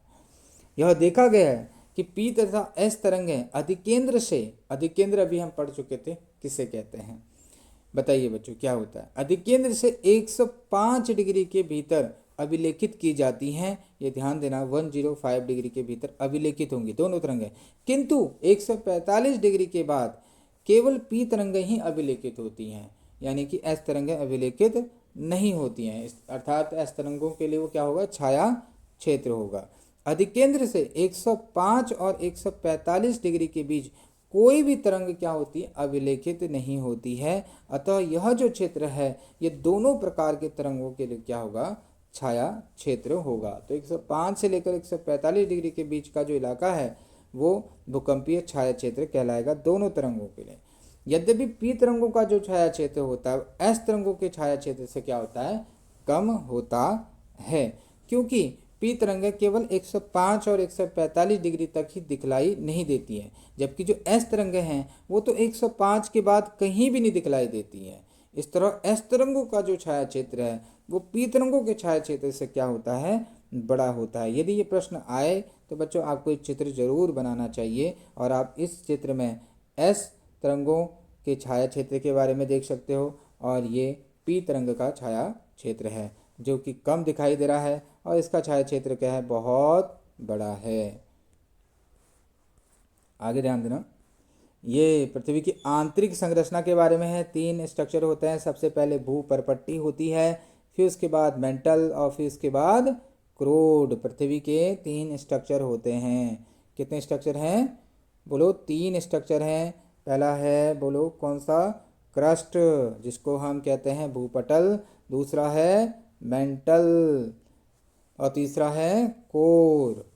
क्रस्ट ये सरफेस वाला इलाका, देखो क्रस्ट फिर मेंटल और कोर। मेंटल के 2 हिस्से हैं, एक तो लोअर और दूसरा अपर मेंटल और लोअर मेंटल, ये दोनों के बीच का ट्रांजिशन जोन है। ये पूरा इलाका यहाँ से यहाँ तक मेंटल है। ये अपर मेंटल और क्रस्ट को मिलाकर लिथोस्फीयर बनता है, ध्यान देना। क्रस्ट और अपर मेंटल से मिलकर क्या बनेगा, लिथोस्फीयर बनेगा, यानी कि स्थल मंडल बनेगा। तो स्थल मंडल किसे कहते हैं, अपर मेंटल यानी कि ऊपरी मेंटल और भूपटल को। ये दोनों के बीच को, भूपटल और अपर मेंटल के बीच के जो बाउंड्री होती है उसको हम क्या कहते हैं, मोहो क्रस्ट मेंटल बाउंड्री। ध्यान देना, मोहो कहते हैं इसको। मोहो का मतलब क्या है, भूपटल और मेंटल के बीच की बाउंड्री। प्रश्न बनता है ये भी। ओके, तो कोर के भी 2 भाग हैं, आउटर कोर और इनर कोर। इनकी लंबाई आपसे पूछी जा सकती है कि पृथ्वी भूपटपट्टी जो है वो धरातल से 30 किलोमीटर की गहराई तक पाई जाती है। कितनी गहराई तक, 30 किलोमीटर की। और इस परत की चट्टानों का घनत्व कितना होता है, 3 ग्राम प्रति घन सेंटीमीटर होता है। मेंटल की बात करें तो ये भूपटपट्टी के नीचे लगभग 2900 किलोमीटर की गहराई तक पाई जाती है, 2900 किलोमीटर तक की गहराई। क्रोड जो है, अभी हमने पढ़ा था, जो क्रोड है निकिल और लोहे जैसे भारी पदार्थों से बना है। ये भी प्रश्न बनता है, निकिल और लोहा। अभी हमने पढ़ा था विभेदन प्रक्रिया के तहत जो भारी पदार्थ के, भारी घनत्व वाले पदार्थ थे वो कहाँ चले गए, क्रोड में चले गए। तो निकिल और लोहा जो है भारी पदार्थ है, इसलिए इसको नीफे भी कहते हैं। जो आंतरिक क्रोड है इसे क्या बोलेंगे, नीफे। नीफे मतलब निकिल और एफी का मतलब फेरस यानी कि लोहा। आगे पूछा गया है ज्वालामुखी के बारे में। ज्वालामुखी के प्रकार कितने हैं, 3 हैं, सक्रिय ज्वालामुखी, प्रक्षुब्ध ज्वालामुखी और विलुप्त ज्वालामुखी। सक्रिय ज्वालामुखी मतलब जिसमें लगातार विस्फोट होते रहते हैं, उद्भेदन होता ही रहता है, जिनका मुख हमेशा खुला रहता है। जैसे इटली का एटना नाम का ज्वालामुखी सक्रिय ज्वालामुखी का उदाहरण है, एटना। प्रक्षुब्ध ज्वालामुखी मतलब जो है जो कई लंबे समय काल से, दीर्घ काल से जिसमें कोई उद्भेदन नहीं हुआ है, यानी कि विस्फोट नहीं हुआ है, लेकिन पॉसिबिलिटी है आगे फूटेगा करके, संभावना है। ऐसे ज्वालामुखी जब कभी अचानक क्रियाशील हो जाते हैं, एक्टिव हो जाते हैं, तो इनसे जनधन की अपार क्षति होती है। जैसे इटली का ही एक और ज्वालामुखी है विसुवियस ज्वालामुखी। तो एक और इटली में एटना नाम का ज्वालामुखी है जो कि सक्रिय ज्वालामुखी है। दूसरी ओर एक इटली में ही एक और ज्वालामुखी है विसुवियस जो कि प्रक्षुब्ध ज्वालामुखी है। फिर आता है विलुप्त ज्वालामुखी। इस प्रकार के ज्वालामुखी में विस्फोट प्रायः बंद हो जाते हैं और भविष्य में भी विस्फोट होने की संभावना क्या होती है, कम ही होती है, यानी कि नहीं होती है। जैसे म्यांमार का एक ज्वालामुखी है पोपा ज्वालामुखी, वो विलुप्त ज्वालामुखी का उदाहरण है। ज्वालामुखी किसे कहते हैं बच्चों, ये बताने की क्या जरूरत है आपको। जी नहीं सर, पता है। इससे भूपटल पर अचानक विस्फोट होता है, जिसके द्वारा लावा, गैस, धुआं, राख, कंकड़, पत्थर ये सब बाहर निकलते हैं। इन सभी वस्तुओं का जब निकास होता है प्राकृतिक नली द्वारा होता है, इसे हम निकास नलिका कहते हैं। लावा धरातल पर आने के लिए एक छिद्र बनाता है, बताइए उसे क्या कहते हैं? लावा धरातल पर आने के लिए एक छिद्र बनाता है, इसे क्या कहते हैं? वीवर कहते हैं या क्रेटर कहते हैं। क्या कहते हैं? वीवर या क्रेटर, वीवर या क्रेटर बोलते हैं। अब आता है इस चैप्टर का लास्ट प्रश्न, पातालीय सेल क्या है? हालांकि इसके बारे में हम थोड़ा बहुत पढ़ चुके थे, लैकोलिथ और बैथोलिथ के बारे में, लेकिन पातालीय सेलों में हमें और भी सेलें देखने को मिलती हैं, और भी स्ट्रक्चर देखने को मिलते हैं, जैसे फैकोलिथ, सिल, और एक और होगा डाइक। डाइक भी हमें देखने को मिलता है। जी हाँ। सब पहले ये तो बताओ कि पातालीय सेल किसे कहते हैं? धरातल पर पहुंचने से पहले लावा का जो जमाव होता है ना, धरातल पर पहुंचने से पहले लावा का जमाव भूपटल के नीचे ही जमा हो जाता है, भूपटल के नीचे ही लावा जम जाता है, जिससे वहीं पर वो क्या करेगा? चट्टानों का निर्माण करता है, सेलों का निर्माण करता है। उन्हें ही पातालीय सेल कहते हैं। ओके, सब ये ज्वालामुखी विस्फोट से पहले की स्थिति है ये। तो हम पहले बैथोलिथ और लैकोलिथ पढ़ चुके थे, अब हम पढ़ेंगे लैपोलिथ के बारे में। ऊपर उठते लावे का कुछ भाग, लावे का कुछ भाग क्षितिज दिशा में पाए जाने वाले कमजोर धरातल में चला जाता है, कमजोर धरातल में चला जाता है। यहाँ यह अलग अलग आकृतियों में जम जाता है, और यदि यह तस्तरी के आकार में जम जाए तो यह लैपोलिथ कहलाता है। तो लैपोलिथ का स्ट्रक्चर कैसा होता है? तस्तरी के आकार में होता है, तस्तरी के आकार में होता है, इतना ध्यान देना बच्चों। तो तस्तरी के आकार में लावा कैसे जमेगा? क्षितिज दिशा में, क्षैतिज दिशा में ऐसे ऐसे क्या होगा? जम जाएगा। फैकोलिथ पढ़ते हैं। कई बार क्या होता है, चट्टान लावा जो होता है वो मोड़दार अवस्था में जमा हो जाता है, ऐसे अपनति और अभिनति में, और लावा का जब जमा हो जाता है तो इसे हम फैकोलिथ कहते हैं। सिल, सिल क्या है? सिल जो है, सिल है जब लावा जो है एक चादर के रूप में ठंडा हो जाता है, तो इसे सिल या सीट कहते हैं। तो सर सील और सीट में क्या अंतर है? सीट बच्चों कैसी होती है? पतली होती है। तो जब कम मोटाई वाला जमा होता है ना, कम मोटाई वाला, उसे हम सीट कहते हैं ये।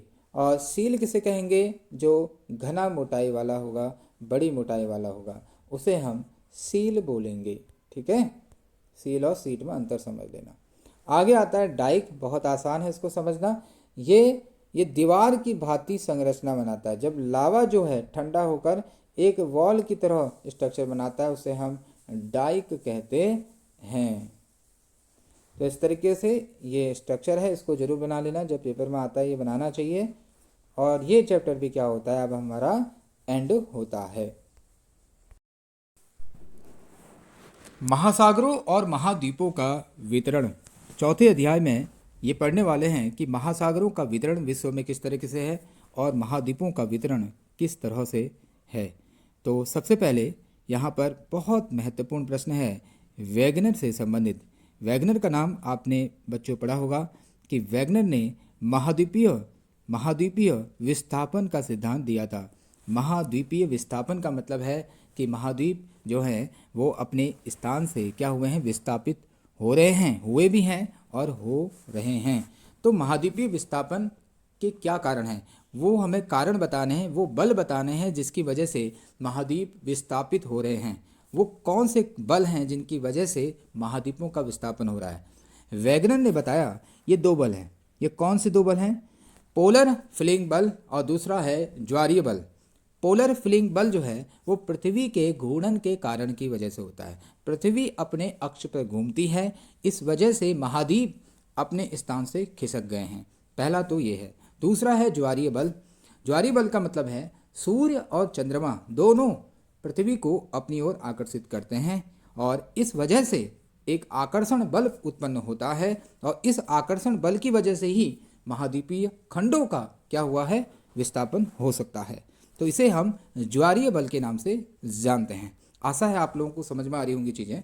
तो यदि प्रश्न पूछा जाए कि वैगनर के अनुसार महाद्वीपीय विस्थापन के दो कारण कौन कौन से हैं, तो पोलर फिलिंग बल और दूसरा है ज्वारीय बल। आगे अगला प्रश्न है, भूकंप और ज्वालामुखी का विश्व में वितरण हमें स्पष्ट करना है।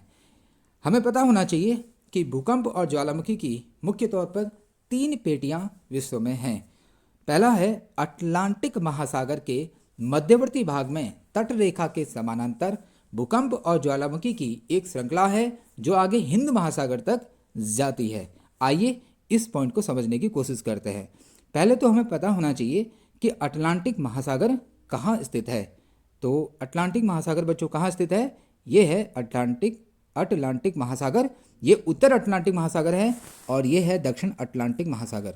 तो पहला पॉइंट यही हमें बता रहा था कि जो भूकंप और ज्वालामुखी की श्रृंखला है वो अटलांटिक महासागर के मध्यवर्ती भाग से होते हुए गुजरती है और ये क्या है? ये तट के समानांतर गुजरती है। देखो ये तट है और इस तट के समानांतर गुजर रही है, पैरेलल गुजर रही है और फिर यहाँ से ये किधर को गुजर जाती है?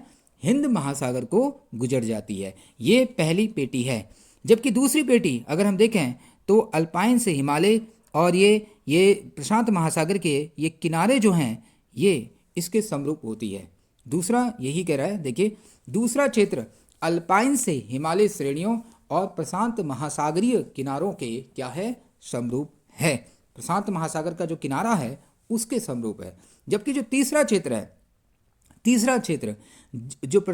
क्षेत्र हमें बता रहा है कि प्रशांत महासागर के किनारे जो हैं ये प्रशांत महासागर है और प्रशांत महासागर के किनारे ये हैं और इस प्रशांत महासागर के किनारे में ये एक वलय के रूप में दिखाई देता है। क्या? भूकंपों की श्रृंखला और ज्वालामुखी की श्रृंखला।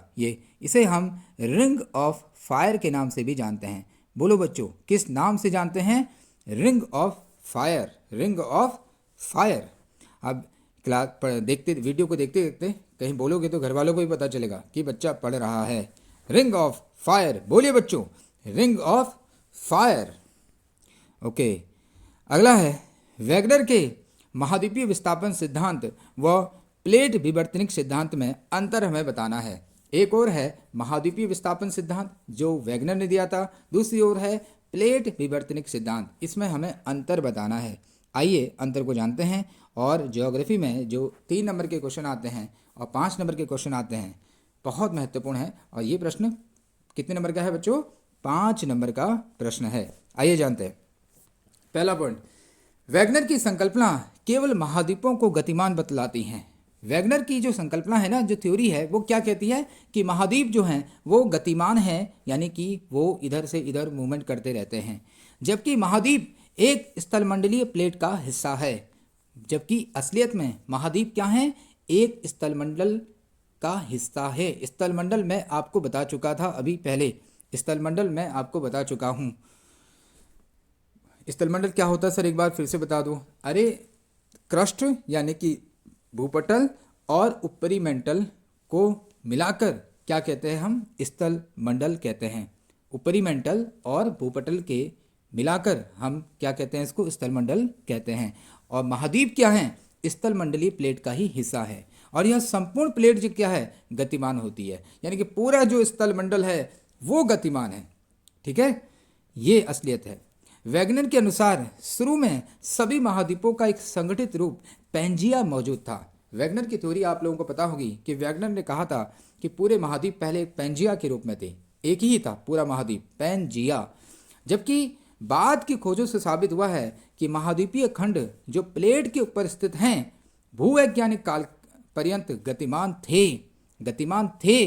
बाद की खोजों से क्या साबित हुआ है कि जो महाद्वीपीय खंड है जो प्लेट के ऊपर स्थित है, ध्यान देना, जो प्लेट के ऊपर स्थित है, आगे जब समय बीतता गया वो गतिमान थे तथा पैंजिया विभिन्न महाद्वीपीय खंडों के अभिसरण से बना था, यानी कि अलग अलग महाद्वीपीय खंडों के पास आने से बना था। और यह प्रक्रिया प्लेटों में निरंतर चलती रहती है, यानी कि कभी पास आना कभी दूर जाना, ये चलते रहता है। अभी तक बच्चों यदि आपने पढ़ा तो केवल वैगनर की महाद्वीपीय सिद्धांत को ही ज़्यादा ध्यान में रखा होगा। ये नहीं पढ़ा होगा कि महाद्वीपीय विस्थापन सिद्धांत और प्लेट विवर्तनिकी सिद्धांत में क्या अंतर है। और जब तक आप इन दोनों के बीच के अंतर को नहीं समझते तब तक अधूरा ज्ञान है।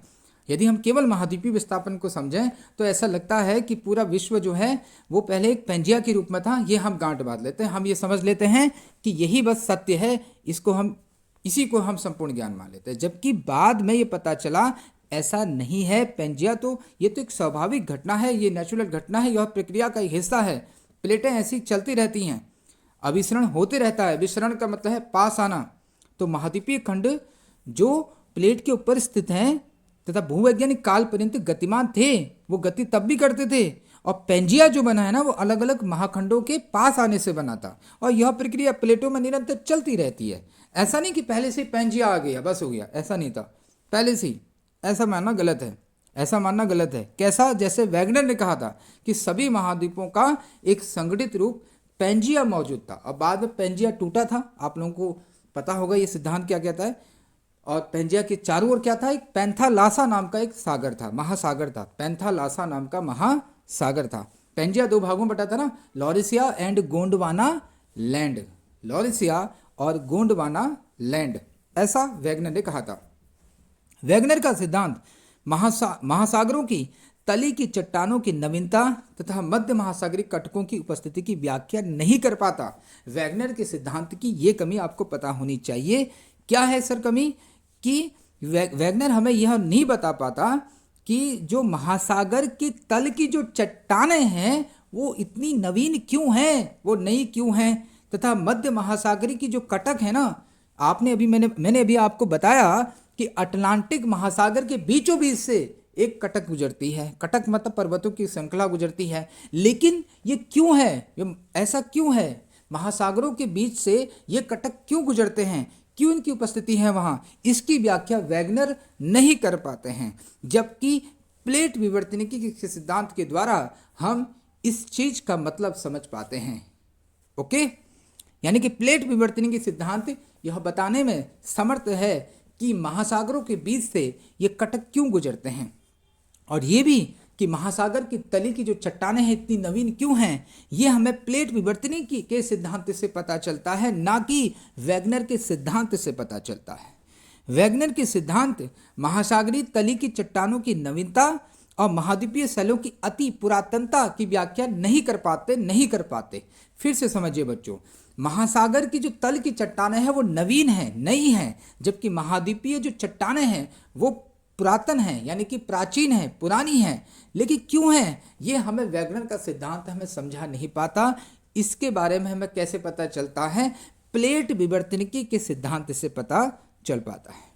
वैगनर ने महाद्वीपों के गतिमान होने के लिए ध्रुवीय फ्लिंग बल तथा ज्वारीय बल को उत्तरदायी माना था। अभी हमने पढ़ा, वैगनर ने बताया कि महाद्वीप गतिमान क्यों हैं, महाद्वीप क्यों विस्थापित होते हैं। इसके पीछे दो ही बल हैं, एक तो ध्रुवीय फ्लिंग बल और दूसरा है ज्वारीय बल। जबकि ये दोनों बल महाद्वीपों के सरकाने में असमर्थ थे। एक्चुअली में ऐसा नहीं है, एक्चुअली में ये दोनों बलों की इतनी हिम्मत नहीं, इतनी औकात नहीं, इतनी क्षमता नहीं है कि महाद्वीपों को सरका सके। तो प्लेटों की गति का कारण जो क्या है वो हमें समझना है। प्लेटों की गति का कारण क्या है? फिर अगर ये दो बल नहीं है तो क्या कारण है, ये हमें पता चलता है प्लेट विवर्तनिकी के सिद्धांत से। प्लेटों की गति का कारण है दुर्बलता मंडल में चलने वाली संवहनीय धाराएं। दुर्बलता मंडल जो है वो ऊपरी मेंटल का एक हिस्सा है, ऊपरी मेंटल ही है ये।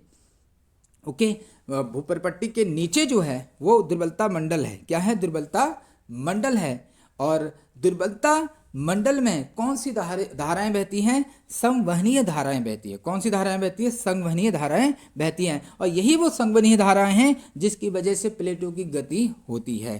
प्लेटें इसी वजह से गतिमान रहती हैं। ठीक है बच्चों, क्या समझ में आ रहा है? तो बढ़ते हैं अगले प्रश्न की ओर। अपसारी सीमा और अभिसरण सीमा में अंतर हमें बताना है।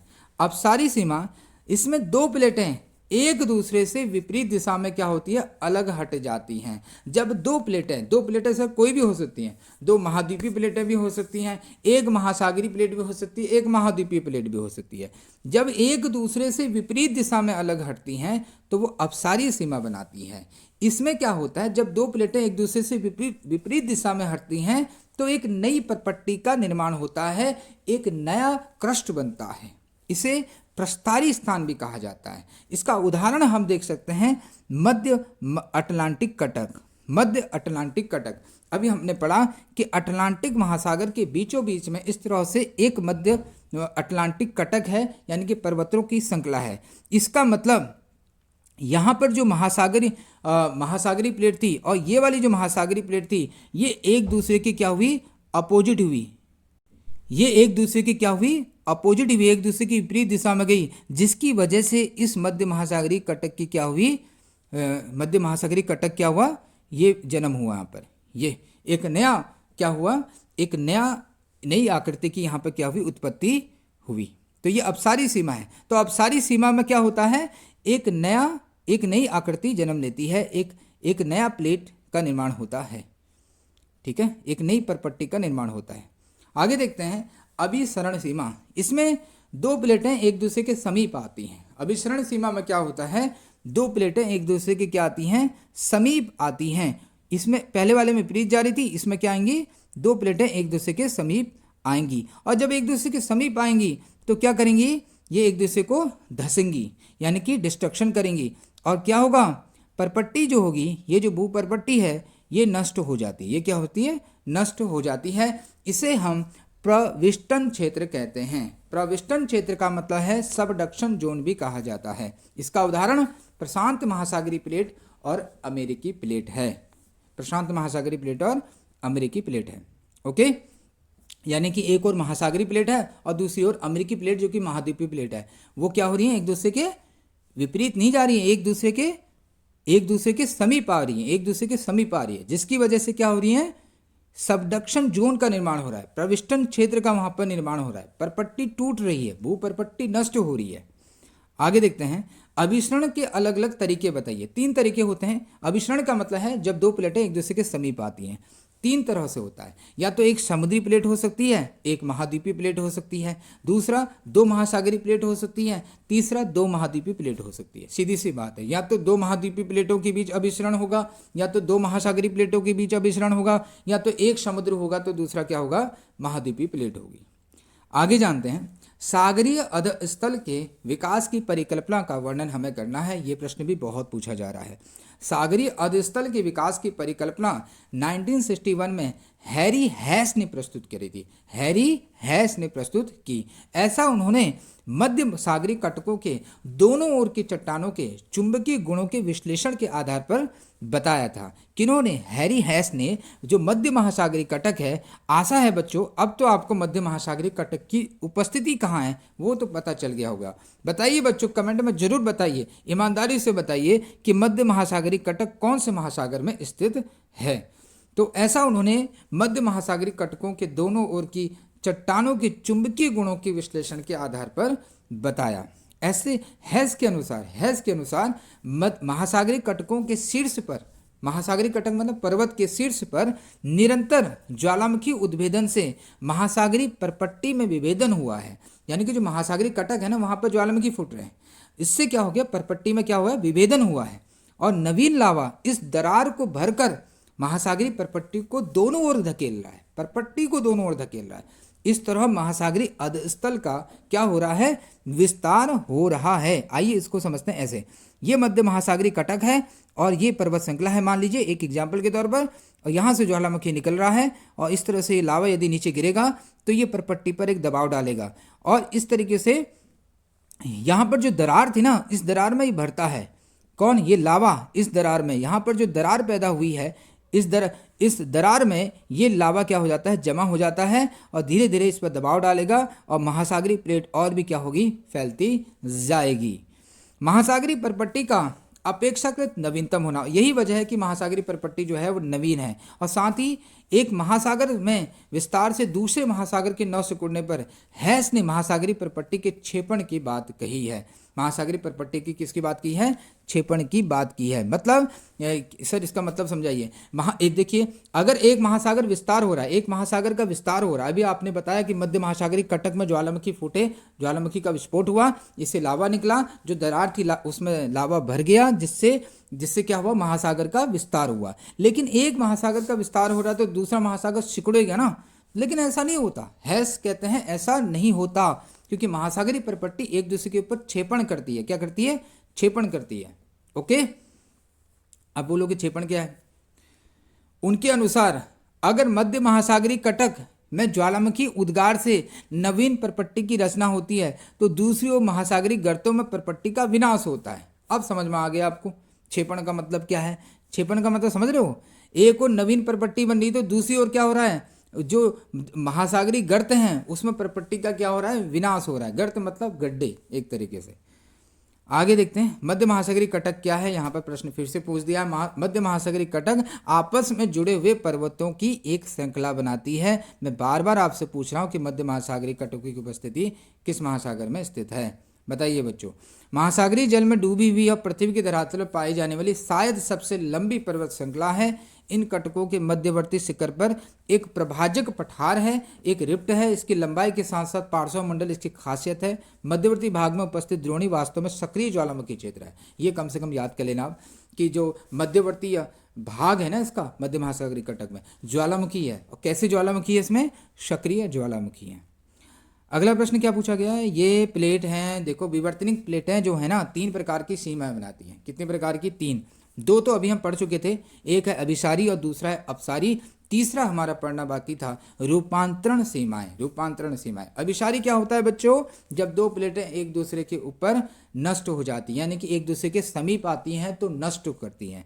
परपट्टी का विनाश होता है, परपट्टी भूपटल नष्ट हो जाती है। जबकि अपसारी सीमा में 2 प्लेटें एक दूसरे के विपरीत जाती हैं और नवीन परपट्टी का निर्माण होता है। रूपांतरण सीमा में क्या होता है,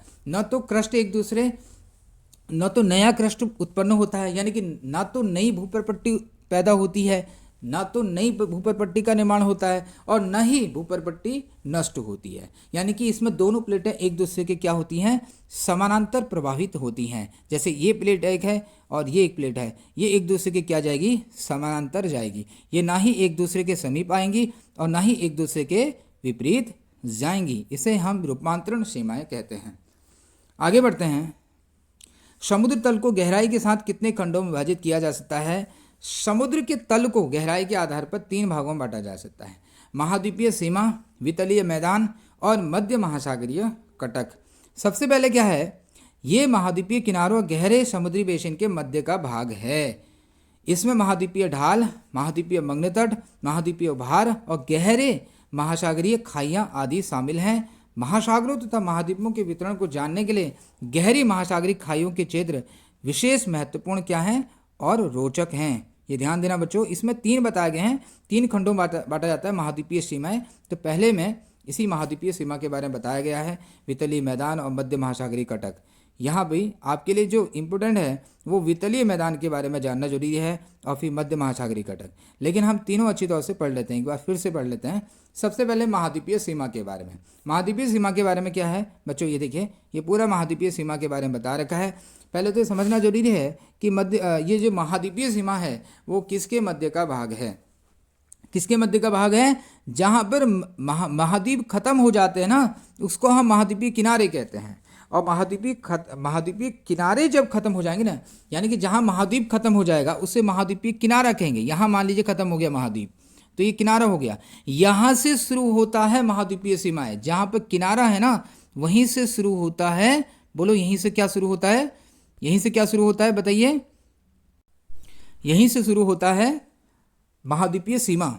महाद्वीपीय सीमा यहीं से शुरू होगी। कहाँ से शुरू होगी, जहाँ से महाद्वीप का अंत हो जाएगा, यानी कि किनारा आ जाएगा। इस किनारे से आगे महाद्वीपीय सीमा होगी और आगे इसके आगे क्या होगा, इसके आगे होगा गहरा समुद्री बेसिन। यानी कि महाद्वीपीय सीमा किसके बीच में होती है, एक ओर महाद्वीपों का किनारा और दूसरी ओर गहरे समुद्री बेसिन। इन दोनों के बीच का इलाका क्या कहलाता है, महाद्वीपीय सीमा कहलाती है। इसमें इस महाद्वीपीय सीमा में ये जो बीच का इलाका है इसमें बहुत सारी आकृतियां हमें देखने को मिलती हैं। जैसे सर जैसे बताइए, जैसे महाद्वीपीय ढाल देखने को मिलते हैं, महाद्वीपीय ढाल हमें देखने को मिलते हैं और महाद्वीपीय मग्न तट हमें देखने को मिलते हैं, महाद्वीपीय उभार हमको देखने को मिलते हैं और गहरे महासागरीय खाइयाँ भी हमें इस महाद्वीपीय सीमा में देखने को मिलती हैं। ढाल देखने को मिलेगा, मग्न तट देखने को मिलेगा, महाद्वीपीय उभार देखने को मिलेंगे, कहीं कहीं पर थोड़ा सा हिस्सा जो है ऊपर उठा रहेगा और कहीं कहीं पर खाइयाँ भी देखने को मिलेंगी। ठीक है, लोग बीच में नहाने जाते हैं तो कभी नहाने के चक्कर में और आगे जाते जाते ढाल आ जाएगी। क्या आ जाएगी? ढाल। तो कभी इतना आगे नहीं जाना चाहिए। महासागरों और महाद्वीपों के वितरण को जानने के लिए ये खाइयाँ जो है ना, महासागरीय जो खाइयाँ हैं, इनका जो क्षेत्र है बड़ा विशेष महत्वपूर्ण है और रोचक है। दूसरा पॉइंट है वितलीय मैदान। अभी हमने पढ़ा था कि महाद्वीपीय सीमा के बाद आगे क्या आता है? गहरे समुद्री बेसिन यानी कि वितलीय मैदान। यह वह क्षेत्र है जहाँ महाद्वीपों से लाए गए, बहाकर लाए गए जो अवसाद होते हैं इनके तटों से दूर निक्षेपित यानी कि जमा हो जाते हैं। महाद्वीपों से जो जितना भी अवसाद आएगा, जितना भी कचरा है, वो सब लास्ट में वितलीय मैदान में जमा हो जाता है। ये विस्तृत मैदान जो हैं किसके बीच पाए जाते हैं? महाद्वीपीय तट और महासागरीय कटकों के मध्य पाए जाते हैं। मध्य महासागरीय कटक। आइए जानते हैं मध्य महासागरीय कटक क्या है। ये भी हम पढ़ चुके हैं, मुझे नहीं लगता मुझे बार बार इसको पढ़ाने की जरूरत है, पहले हम पढ़ चुके हैं। आगे देखिए, प्लेट विवर्तनिकी सिद्धांत के अनुसार पृथ्वी को कितनी प्लेटों में विभाजित किया गया है? कितनी प्लेटों में विभाजित किया गया है? 7 बड़ी प्लेटों में विभाजित किया गया है। किसको? पृथ्वी को। ये 7 बड़ी प्लेटें आपको मैप की लोकेशन के साथ याद होनी चाहिए। और कुछ छोटी प्लेटें भी हैं जैसे Cocos plate, Nazca plate, Arabian plate, ये सब आपको विद मैप पता होना चाहिए। सर पढ़ा दो ना, एक बार आप भी पढ़ा दो बच्चों। इसमें मैं क्या बताऊं आपको, आप पहले ही पढ़ चुके हैं, आप बहुत होशियार होंगे। यदि आप ये वीडियो देख रहे हैं तो इसका मतलब आप ज़रूर होशियार होंगे, आशा है मुझे। लेकिन सर बताइए, तो 7 बड़ी प्लेटें कौन कौन सी है? पहले इंडिया को पहचानो बच्चों। इंडिया कहाँ है? ये है इंडो ऑस्ट्रेलियन प्लेट। अच्छा सर, इंडिया तो देख लिया, अपना चाइना, अरे चाइना भी इसमें, चाइना से ऊपर सर रशिया, रशिया वाला इलाका ये देखो यूरेशियाई प्लेट, वो चाइना वाला भी इलाका। और आगे यूरेशियाई प्लेट, ये देखो रशिया वाला। सर 2 तो हो गए। अपना तीसरा सर वो बगल में पड़ोसी अपना अफ्रीकी, उसके लिए अफ्रीकी प्लेट। और सर कौन हो सकता है? अमेरिका वाला। सर अमेरिका बताओ। उत्तर अमेरिकी प्लेट, सर 2 अमेरिका हैं। दक्षिण अमेरिकी प्लेट, सर 4, 3, 2, 5 तो हो गए, 2 और बचे, 2 और बचे। 2 कौन से हैं? एक महासागर की प्लेट बता दो, प्रशांत महासागरीय प्लेट। और एक कौन सी है? Antarctic plate. अंटार्कटिक, आर्कटिक नहीं है ये महाद्वीपीय प्लेट है, ये वाली महासागरीय प्लेट है। उत्तर क्या नाम है इसका? प्रशांत महासागरीय प्लेट। अर्थात इन 7 में से एक जो है वो शुद्ध रूप से क्या है? महासागरीय प्लेट है। कौन सी? प्रशांत महासागरीय प्लेट। आशा है आपने प्लेटें पहले भी पढ़ी होंगी, इस बार आपको कुछ नया मिला होगा। कुछ महत्वपूर्ण छोटी प्लेटें कौन कौन सी हैं? कोकोस प्लेट सर किसके बीच है? मध्य अमेरिका और प्रशांत प्लेट के बीच में स्थित है, तो विद लोकेशन पता होना चाहिए। नाजिका प्लेट जो है वो दक्षिण अमेरिका और प्रशांत प्लेट के बीच में स्थित है। अरेबियन प्लेट सऊदी अरब के ज़मीन पर स्थित है, सऊदी अरब वाला इलाका जो है वो अरेबियन प्लेट कहलाता है। फिलिपाइन प्लेट जो है वो एशियाटिक और पैसिफिक प्लेट के बीच में स्थित है। कैरोलिन प्लेट जो है वो फिलीपीन और भारतीय प्लेट के बीच में स्थित है, जबकि फ्यूजी प्लेट जो है वो ऑस्ट्रेलिया के उत्तर पूर्व में स्थित है। अब यहाँ पर इस मैप को आप देख सकते हैं कहाँ क्या क्या लोकेशन है। फिलिपाइन प्लेट आपको यहाँ पर दिख रही होगी, ये फिलिपाइन प्लेट है। इंडिया से थोड़ा सा और ईस्ट में जब हम जाते हैं ये इंडो ऑस्ट्रेलियन प्लेट है। यहाँ पर पैसिफिक प्लेट है, ये यूरेशियाई प्लेट है। ये नॉर्थ अमेरिकन प्लेट, ये साउथ अमेरिकन या अफ्रीकन प्लेट, ये है यूरेशियन प्लेट। विद मैप आपको पता होना चाहिए। यह है नाजिका प्लेट, नाजिका प्लेट। यह है कोकोस प्लेट, ये क्या है? Cocos plate. इतनी लोकेशन आपको पता होनी चाहिए। ये अंटार्कटिक प्लेट है। आगे बढ़ते हैं बच्चों, आगे क्या बचा है? कुछ आगे है मानचित्रण। महासागरीय अधस्थल के मानचित्रण में कौन सी उच्चावच संबंधी जानकारियां प्राप्त हुई हैं? मतलब महासागरीय जो अधस्थल है ना, उसका जो प्लेन है, नीचे सरफेस है, उसकी भी मैपिंग हुई है। बताइए सर कौन सी जानकारियां प्राप्त हुई हैं? अरे जब मैपिंग हुई ना तो कुछ उच्चावच देखने को मिले। उच्चावच मतलब पर्वत, जलमग्न पर्वत जो जल में डूबे हुए हैं। कहाँ सर? महासागरीय के धरातल में। हाँ हाँ, कटकें पढ़ा चुका हूँ अभी। खाइयाँ, ये सब हमें देखने को मिलती हैं। कहाँ? महासागर के धरातल पर, जो कि महाद्वीपों के किनारों पर स्थित है।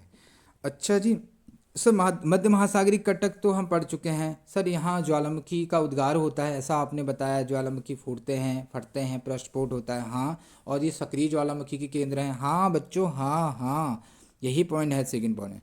महासागरीय परपट्टी के चट्टानों के काल निर्धारण ने यह तथ्य स्थापित कर दिया है कि महासागरों के नितल की चट्टानें कितने वर्ष पुरानी है बच्चों? 20 करोड़ वर्ष पुरानी है। बड़ी बात है। महासागरों के जो नितल की चट्टानें हैं ना, नितल समझ रहे हो, सरफेस, कितनी है? 20 करोड़ वर्ष पुरानी है। जबकि महाद्वीपों के हिस्से में पाई जाने वाली जो चट्टानें हैं वो 300 करोड़ वर्ष पुरानी है। 300 करोड़ वर्ष पुरानी है। याद रखिए, महाद्वीपों में पाई जाने वाली चट्टानें 300 करोड़ वर्ष पुरानी है। चौथा पॉइंट कह रहा है कि महासागरीय कटक के दोनों ओर की चट्टानें जो कटक से समान दूरी पर स्थित हैं, उनकी आयु तथा संरचना में भी आश्चर्यजनक समानता पाई जाती है। किनके बीच में? महासागरीय कटक के दोनों ओर की जो चट्टानें होती, महासागरीय कटक बच्चों बार बार समझा चुका हूँ, एक एग्जाम्पल मैंने बताया था, मध्य महासागरीय कटक, इसके दोनों ओर जो चट्टानें पाई जाती हैं उनमें हमें क्या देखने को मिलता है? उनकी एक जैसी आयु देखने को मिलती है और एक जैसा स्ट्रक्चर देखने को मिलता है। तो ये किस प्रश्न का आंसर था बच्चों? कि महासागरीय अधस्थल के मानचित्रण से हमें कौन सी जानकारियाँ प्राप्त हुई हैं? तो हमें ये जानकारियाँ प्राप्त हुई हैं। आगे है भारतीय प्लेट के बारे में, तो उसी के साथ ये टॉपिक भी क्या हो जाएगा? खत्म हो जाएगा। कुछ पक्ष में समानता है, 2 और प्रश्न है, आइए इसे भी हम समझने की कोशिश करते हैं। भारतीय प्लेट के बारे में, भारतीय विवर्तनिक प्लेट के अंतर्गत प्रायद्वीपीय भारत तथा ऑस्ट्रेलियाई महाद्वीपीय भारत भाग क्या है? शामिल है। कुछ बच्चे कह रहे हैं कि सर हमें स्कूल में ये वाला टॉपिक नहीं पढ़ाया, ये नहीं आ रहा, वो नहीं आ रहा, लेकिन मैं आपको पढ़ा देता हूँ। भारतीय विवर्तनिक प्लेट के अंतर्गत कौन कौन सी प्लेट आती है, कौन कौन सा भाग आता है?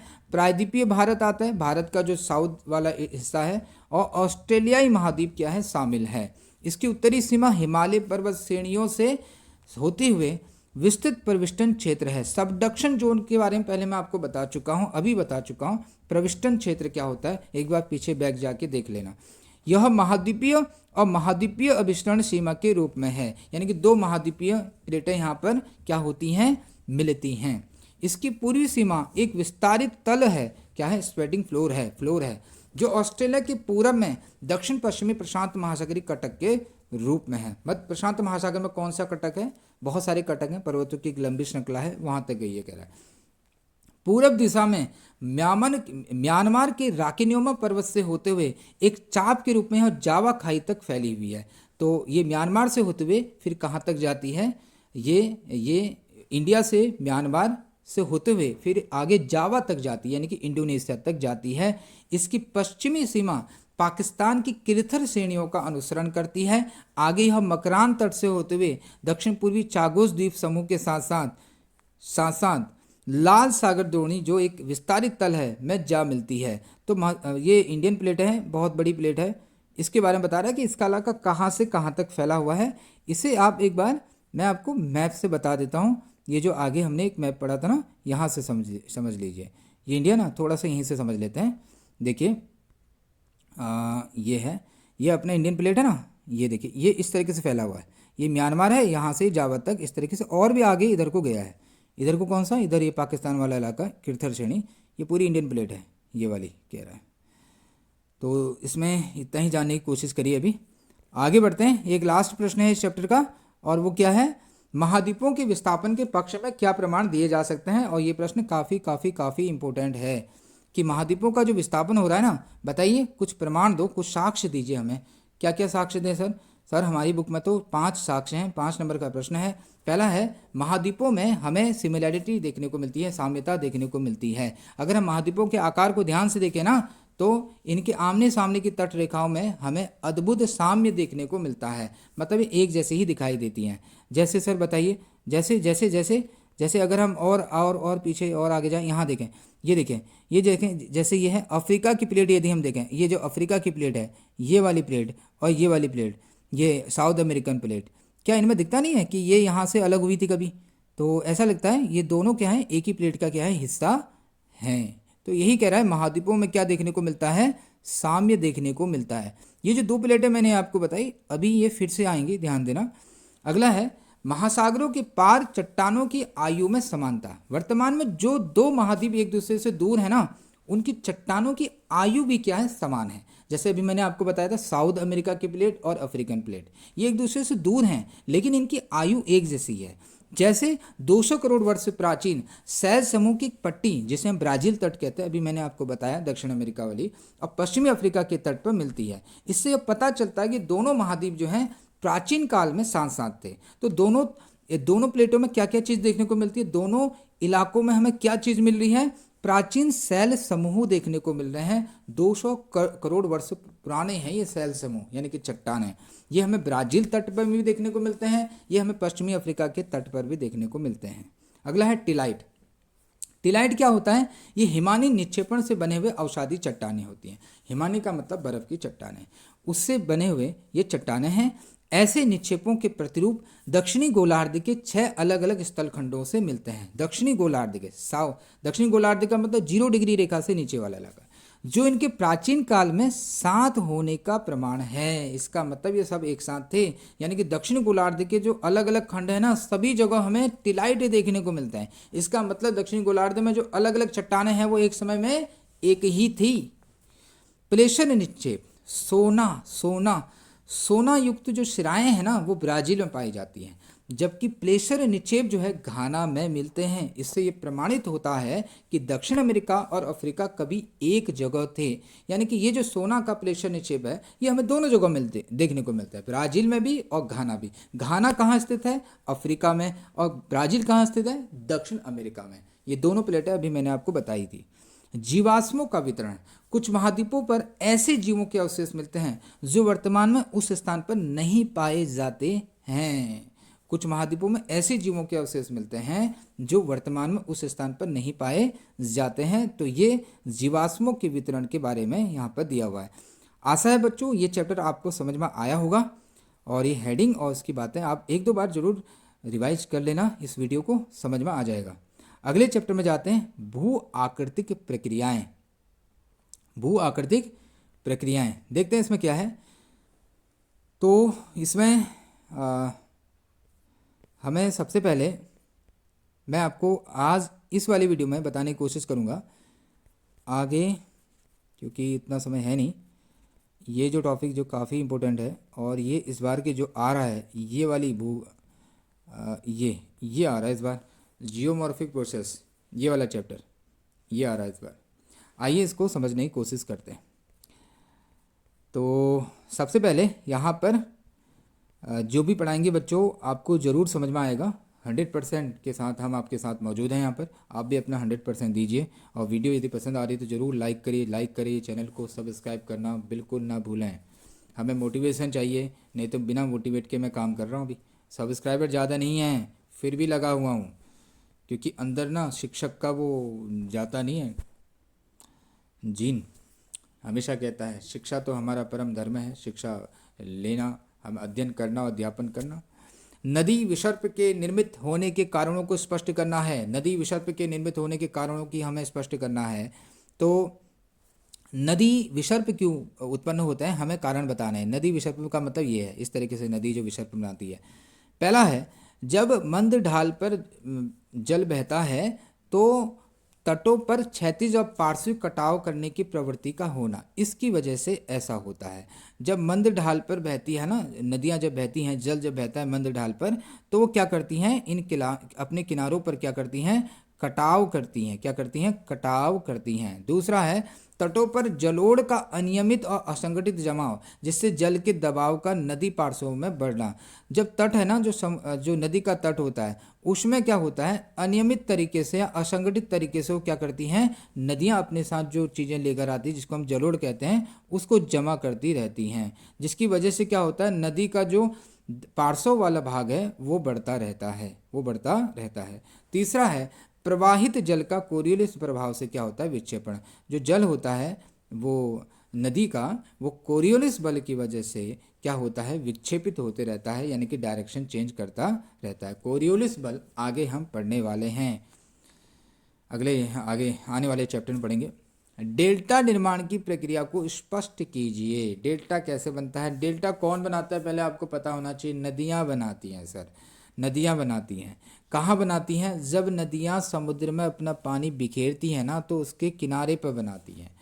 ओके सर, अपने साथ क्या क्या लेकर आती हैं नदियाँ, भार, अपने साथ बहुत सारा जलोढ़ लेकर आती हैं। तो वो क्या करती हैं, समुद्र में पानी गिराने से पहले अपने साथ लाए गए जलोढ़ को शंकु के रूप में फैला देती हैं, शंकु के रूप में फैला देती हैं। ओके। दूसरा है डेल्टा, जो जमाव बनाती है ना, निक्षेप बनाती है। निक्षेप का मतलब है डिपॉजिट जो होता है, उसे व्यवस्थित होता है। ठीक है, बेकार ऐसे नहीं कि बेफालतू में फैला दिया, बहुत सिस्टमेटिक तरीके से वो क्या होता है, जमा रहता है। क्या क्या जमा रहता है? जलोढ़, भार, नदी का भार। मोटे पदार्थ तट के निकट होते हैं। मोटे पदार्थ, जब व्यवस्थित का मतलब क्या समझिए, मोटे पदार्थ हमेशा आपको कहाँ दिखेंगे? तट के निकट देखने को मिलेंगे। और जबकि जो बारीक कण गाढ़ है, चीका, वो सागर में दूर तक जमा हो जाते हैं। क्या होते हैं? दूर तक जमा हो जाते हैं। आगे देखते हैं, जलप्रपात और छिप्रिकाओं का निर्माण कैसे होता है। जलप्रपात और छिप्रिकाएं आपने देखी होंगी, कई बार वाटरफॉल देखा होगा, तो उसी वाटरफॉल को हम जलप्रपात कहते हैं। और उस वाटरफॉल से छोटे आकार का छिप्रिकाएं कहलाता है। ये नदी जैसे जा रही है, बस थोड़ा थोड़ा ऐसे ऐसे यूँ, ये मान लीजिए ढाल है, तो ऐसे पहाड़ से ऐसे ऐसे नीचे जा रही है, तो ये छिप्रिकाएं हैं। पहला है जलप्रपात। जब नदी का जल अचानक ऊंचाई से नीचे गिरता है तो वह जलप्रपात बनाता है। वाटरफॉल आपने देखा ही होगा, आप आशा है आपको ये बिना पढ़े ही समझ में आ जाएगा। नदी के मार्ग में अनेक कोमल और कठोर चट्टानें आती हैं। कोमल चट्टानें शीघ्र कट जाती हैं और उस स्थान पर नदी की तलहट नीचे आ जाती है। इसी प्रकार नदी का जल तीव्र गति से नीचे की ओर गिरने लगता है और फिर क्या बनता है? जलप्रपात बनता है। तो जलप्रपात का कारण क्या है? चट्टानें दो प्रकार की होती है, कठोर और कोमल। तो कोमल चट्टानें क्या हो जाएंगी? कटेंगी। तो कठोर चट्टान से भी कोमल चट्टानों की ओर क्या होगा? पानी गिरेगा। ठीक है, क्योंकि कटेंगे ना नीचे। छिप्रिकाएं, नदी के मार्ग में कठोर तथा कोमल चट्टानें अनुप्रस्थ दिशा में स्थित होती हैं। अनुप्रस्थ दिशा में स्थित होती हैं। कोमल चट्टान का अपरदन शीघ्र हो जाता है, अभी हम पढ़ चुके हैं, जल्दी वो कट फट जाएंगी। जबकि कठोर चट्टान का अपरदन होने में क्या लगता है? समय लगता है। इस ढाल पर नदी का जल क्या होता है? तीव्र के साथ आगे बढ़ता है, जिसे हम क्या कहते हैं? छिप्रिका कहते हैं। क्या कहते हैं? छिपरी का कहते हैं। यानी कि ऐसा नहीं कि बहुत बड़ा गड्ढा हो गया है। ये देखिए, ये मान लीजिए एक चट्टान है और यहाँ पर इतनी ऊंचाई से जब पानी गिरता है ना, इतनी ऊंचाई से पानी गिरेगा तो उसको तो हम जलप्रपात कहेंगे। लेकिन ये देखिए, इस तरीके से ये कठोर चट्टान है, ये कोमल चट्टान है, इस तरीके से, और पानी इस तरीके से, समुद्र का, नदी का पानी इस तरीके से बह रहा है। तो ये छिप्रिकाएँ हैं। ये क्या हैं? छिप्रिकाएँ। युग्मित वेदिकाएं और अयुग्मित वेदिकाएं क्या हैं? नदी वेदिकाएं शुरुआती बाढ़ के मैदानों तथा प्राचीन नदी घाटियों के तल चिन्ह हैं। याद रखें, नदी वेदिकाएं क्या हैं? बाढ़ के मैदानों और प्राचीन नदी घाटियों के तल चिन्ह होते हैं। ये वेदिकाएं बाढ़ के मैदानों में लंबवत अपर्दन से बनी होती हैं। बाढ़ के मैदानों में लंबवत अपर्दन। आइए समझिए, जो पानी होता है ना, वो अपर्दन करता है। क्या करता है? लंबवत अपर्दन करता है, काट छाट करता है। कैसे? वर्टिकल तरीके से। ये देखो किस तरीके से, वर्टिकल तरीके से। तो क्या हो गया? युग्मित वेदिकाएं बनी हैं। ये युग्मित वेदिकाएं क्या होती है? अलग अलग ऊंचाई पर बनी होती, अलग अलग ऊंचाई पर बनी होती हैं, जो आरंभिक नदी जल स्तर को दिखाती हैं। ठीक है, इसका ये क्या दिखा रही हैं कि पहले नदी का जल स्तर कैसा था, फिर बाद में कैसा था। इस तरीके से नदी के जल स्तर को दिखाती है। पहले इतना था, ये ना, इस तरीके से। ये देखिए, ये नदी के जल स्तर को ये दिखा रही है। ये है वेदिकाएं। वेदिकाएं, ये वेदिकाएं का निर्माण कैसे हुआ? 1 नंबर का प्रश्न है। अपर्दन की वजह से। किसकी वजह से? अपर्दन की वजह से ये नदी वेदिकाएं बनी हैं। ये नदी वेदिकाएं नदी के दोनों ओर समान ऊंचाई वाली होती है। देखिए, फिर गौर से देखिए इसको। ये नदी वेदिकाएं जो हैं एक दूसरे नदी के दोनों ओर समान ऊंचाई की है। ध्यान देना, इक्वल हाइट की हैं, तो इन्हें युग्मित वेदिकाएं कहते हैं। यदि ये समान ऊंचाई की हैं तो इनको क्या बोलेंगे? युग्मित वेदिकाएं। अगर ये समान ऊंचाई की नहीं है तो इनको क्या बोलेंगे? अयुग्मित वेदिकाएं। वेरी वेरी इंपॉर्टेंट है बच्चों। युग्मित वेदिकाएं कब कहलाएंगी? जब नदी वेदिकाएं दोनों ओर, नदी के दोनों ओर समान ऊंचाई पर होती हैं तो इनको युग्मित वेदिकाएं कहते हैं। और यदि समान ऊंचाई पर नहीं है तो इनको अयुग्मित वेदिकाएं कहते हैं। बच्चों, क्या नदी वेदिकाएं समझ में आया, नहीं आया? एक बार फिर से समझते हैं। नदी वेदिकाएं क्या होती हैं? शुरुआत में बाढ़ के जो मैदान है ना, वहां बनेंगे। या तो पहले मैं आपसे एक इजी क्वेश्चन पूछना चाहता हूँ, बेसिक क्वेश्चन। नदी वेदिकाएं कहाँ बनेंगी? बाढ़ के मैदानों में। या फिर कहाँ बनेगी? प्राचीन जो नदी घाटियां हैं ना, वहां बनेगी। कहाँ? नदी घाटियों के तल में बनेगी। ओके, इतना समझ लो बस। और ये वेदिकाएं कहाँ बनेंगी, बार बार समझो, बाढ़ के मैदानों में या प्राचीन नदी घाटियों में। तो बाढ़ के मैदानों में यदि आप देखोगे ना तो लंबवत अपर्दन से ये बनती हैं, लंबवत अपर्दन की वजह से ये बनती हैं। ये अलग अलग ऊंचाई की होती हैं, अलग अलग ऊंचाई की होती हैं। आशा है आप लोगों को समझ में आ गई होंगी। नदी वेदिकाओं की उत्पत्ति से क्यों होती है? जल का प्रवाह कम होने की वजह से हो सकती है। और क्या कारण हो सकता है? जलवायु परिवर्तन की वजह से हो सकती है, या विवर्तनिक कारणों की वजह से हो सकती है, यानी कि प्लेटों के खिसकने से। दूसरा, यदि नदियां तट के समीप होती हैं तो समुद्र तल में क्या होता है? परिवर्तन होता है। तट के समीप होंगी, ठीक है। तट के समीप का मतलब है समुद्र तल के समीप, तो तब भी ऐसा होता है। छत्रक निर्माण की प्रक्रिया का वर्णन हमें करना है, वेरी वेरी इंपॉर्टेंट है। छत्रक कहाँ बनते हैं? तो मरुस्थलों में बनते हैं, पहले तो ये जानना जरूरी है। मरुस्थलों में अधिकतर चट्टानें जो होती हैं पवन अपवाहन और अपघर्षण द्वारा शीघ्रता से कट जाती हैं। मरुस्थलों में जो चट्टानें हैं ना आसानी से कट जाती हैं। कैसे? पवनों की वजह से, पवनों की वजह से, पवन हवा की वजह से। और प्रतिरोधी चट्टानों के घिसे हुए अवशेष जिनके आधार पतले और ऊपरी भाग विस्तृत और गोल टोपी के आकार के होते हैं, छत्रक के आकार में पाए जाते हैं, छत्रक के आकार में पाए जाते हैं। ये जो चट्टाने के घिसे हुए अवशेष है ना, घिसे हुए जो अवशेष हैं जिनके आधार कैसे होते हैं? पतले होते हैं, ऊपरी भाग कैसा होता है? विस्तृत होता है, गोला होता है, टोपी के आकार होता है, इसे ही हम छत्रक कहते हैं। तो छत्रक क्या है बच्चों? मरुस्थलों में पाई जाने वाली चट्टानें हैं। छत्रक क्या होता है? पवनों के घर्षण की वजह से बनती हैं। आगे, प्लाया झीलों से संबंधित मुख्य बिंदुओं पर प्रकाश डालिए। प्लाया झील कहाँ बनते हैं? मरुभूमि पर, यानी कि मरुस्थलों में। मरुभूमि में मैदान में पहाड़ियों से घिरे हुए बेसिन होते हैं, मैदान में पहाड़ियों से घिरे हुए बेसिन होते हैं।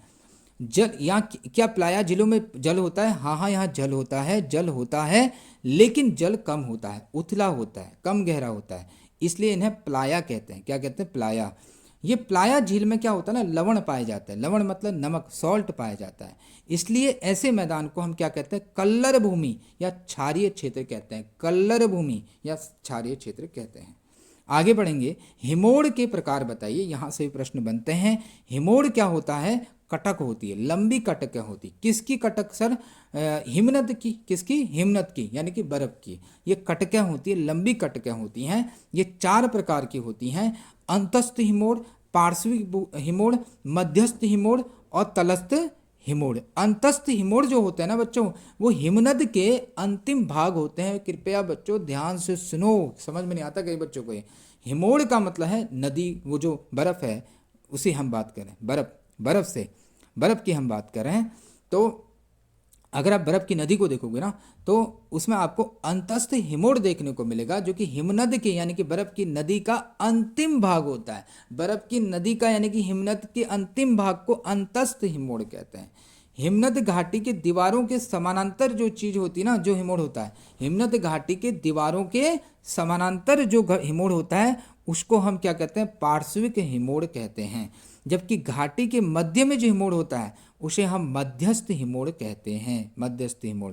और घाटी के तल में जो निक्षेप अव्यवस्थित तरीके से होता है, किसका निक्षेप?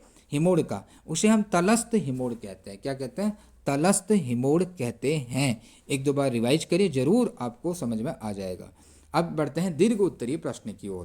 पहला प्रश्न है, भौम जल अपर्दन कारक के रूप में रासायनिक प्रक्रिया द्वारा अनेक स्थल रूपों का निर्माण करता है, कथन की पुष्टि कीजिए। मतलब जमीन के नीचे का जल सर क्या कहलाता है? भौम जल। इसकी वजह से क्या होता है? अलग अलग स्थल बनते हैं, अलग अलग आकृतियां बनती हैं। सर कैसे बनती हैं? रासायनिक प्रक्रियाओं की वजह से। अच्छा तो बताइए सर, आइए पढ़ते हैं कौन कौन सी आकृतियां बढ़ती हैं। सर कौन सा जल? भौम जल। कौन से कहीं ना कहीं चट्टानों में तो बनाएगा ना वो आकृतियां। कौन सी चट्टानों में? चूना युक्त चट्टानों में। कौन सी? चूना युक्त जो चट्टानें होती है वहाँ वर्षा अधिक होती है, तो वहाँ रासायनिक क्रिया की वजह से अलग अलग स्थल रूप बनते हैं, जैसे घोल रंध्र बनते हैं। ये कीब के आकार के गड्ढे होते हैं, गर्त होते हैं, जो ऊपर से वृत्ताकार होते हैं, सर्कुलर होते हैं, और इनकी गहराई आधा मीटर से लगभग 30 मीटर या उससे भी अधिक होती है। ये गहरे होते हैं या 30 मीटर, आधा मीटर या उससे भी अधिक होते हैं। कीप के आकार के गर्त होते हैं, कीप के आकार के गर्त होते हैं। देखो जैसे कीप होता है ना, ऐसे ही ये भी होते हैं। आगे है विलय रंध्र। ये कुछ गहराई पर घोल रंध्र के नीचे भाग से जुड़े रहते हैं, घोल रंध्र के निचले भाग से जुड़े होते हैं। चूना पत्थर चट्टानों के तल पर घुलन क्रिया द्वारा इनका निर्माण होता है। इनका भी निर्माण किसके द्वारा होता है? चट्टानों के घुलने से इनका निर्माण होता है। रंध्र का मतलब कौन सा रंध्र है? ये विलय रंध्र है, विलय। आता है अगला है लैपिज। धीरे धीरे चूनायुक्त चट्टानों के अधिकतर भाग गर्तों और खाइयों में बदल जाते हैं। यानी कि जो चट्टानें हैं चूने की, वो धीरे धीरे क्या होती है, उसके ज़्यादातर हिस्से खाइयों में बदल जाते हैं और पूरे क्षेत्र में अत्यधिक जो है अनियमित आकार के पतले और नुकीले कटक ही रह जाते हैं। बाकी सब घुल जाता है, सभी खाइयाँ बन जाती हैं। इन्हीं कटकों को हम क्या कहते हैं? लैपीज कहते हैं। देखिए यहाँ पर आपको लैपीज दिखाई दे रहा होगा, आशा है ये लैपीज आपको दिखाई दे होंगे। बाकी सब घुल गया है, देखो ये देखिए सब घुल गया है, सब लैपीज ही रह गया है, लैपीज ही रह गया। इनका निर्माण चट्टानों की संधियों में घुलन प्रक्रियाओं के द्वारा ही होता है, सब घुल के ही होता है। डोलाइन क्या है? जब विलय रंध्र भी घुलने से बड़े हो जाते हैं, घुलन से बड़े हो जाते हैं, तो वे डोलाइन कहलाते हैं। विलय रंध्र क्या होंगे? और बड़े जब हो जाएंगे, यानी कि वो आकार में पहले छोटे थे ना, ये रंध्र क्या थे? इतने थे। जब और घुलेंगे तो क्या होंगे? और बड़े हो जाएंगे। इसको कहेंगे डोलाइन। क्या बोलेंगे? डोलाइन। अगला है युवाला, बहुत पूछा जाता है, शकुंड भी कहते हैं इसको। भूमिगत जल की घुलन क्रिया द्वारा अपर्दन के फलस्वरूप अनेक डोलाइनों के बीच की दीवारें गिर जाती है। डोलाइनों के बीच की दीवारें गिर जाती है। डोलाइन अभी हमने पढ़ा, डोलाइन पहले क्या होता है? विलय रंध्र। क्या होता है? विलय रंध्र। विलय रंध्र पहले क्या होगा? घोल रंध्र। क्या होगा? घोल रंध्र होगा। तो डोलाइन की जब चट्टानें होंगी ना, दीवारें गिर जाएंगी, तो वो आपस में मिल जाएंगी। क्या होंगी? मिल जाएंगी और विशाल गर्त का निर्माण करेंगी, जिसे युवाला कहेंगे। जैसे ये एक डोलाइन है, ये भी एक डोलाइन है, ये भी एक डोलाइन है, और इनकी बीच की जब दीवारें गिरेंगी तो ये क्या बन जाएंगी? ये बन जाएंगी। ये देखो पूरा एक बन गया, इसे बोलेंगे युवाला। क्या बोलेंगे? युवाला। अगला प्रश्न है बच्चों, पवन द्वारा निर्मित हमें आकृतियां बतानी है। अभी तो हम भौम जल की पढ़ रहे थे, अब पढ़ेंगे पवन। पवन, ये कुछ इसमें खास तो प्रश्न लग नहीं रहा है, क्योंकि पवन के बारे में अभी हम पढ़ चुके हैं। पहले पढ़ा था ना, कौन सा पढ़ा था सर? छत्रक पढ़ा था। क्या पढ़ा था? छत्रक। बताइए बच्चों, छत्रक किसे कहते हैं? अगला यहाँ पर कुछ खास है क्या? देखते हैं कुछ खास। ये देखिए, ये नदियाँ किस तरीके से जा रही हैं चैनल के रूप में। ये बच्चों, ये एमसीक्यू आपको करके जाने हैं। अगर आप कहो कि सर एमसीक्यू की सीरीज लाइए, समझाइए बढ़िया तरीके से, तो ज़रूर मैं वीडियो बनाऊंगा। लेकिन पहले आप कमेंट करिए और चैनल को ज़रूर सब्सक्राइब करिए। यहाँ से बच्चों हम अगली वीडियो में पढ़ेंगे वायुमंडल का संगठन और संरचना। तो आशा है आप लोगों को समझ में आ रहा होगा। ठीक है, पढ़ते रहिए बढ़िया, तन मन धन लगाकर, तीनों, तन भी, मन भी और धन भी। धन तो लगा ही रहो, ये देखकर भी धन ही लग रहा है। ओके बच्चों, वायुमंडल का संगठन एंड संरचना अगली वीडियो में।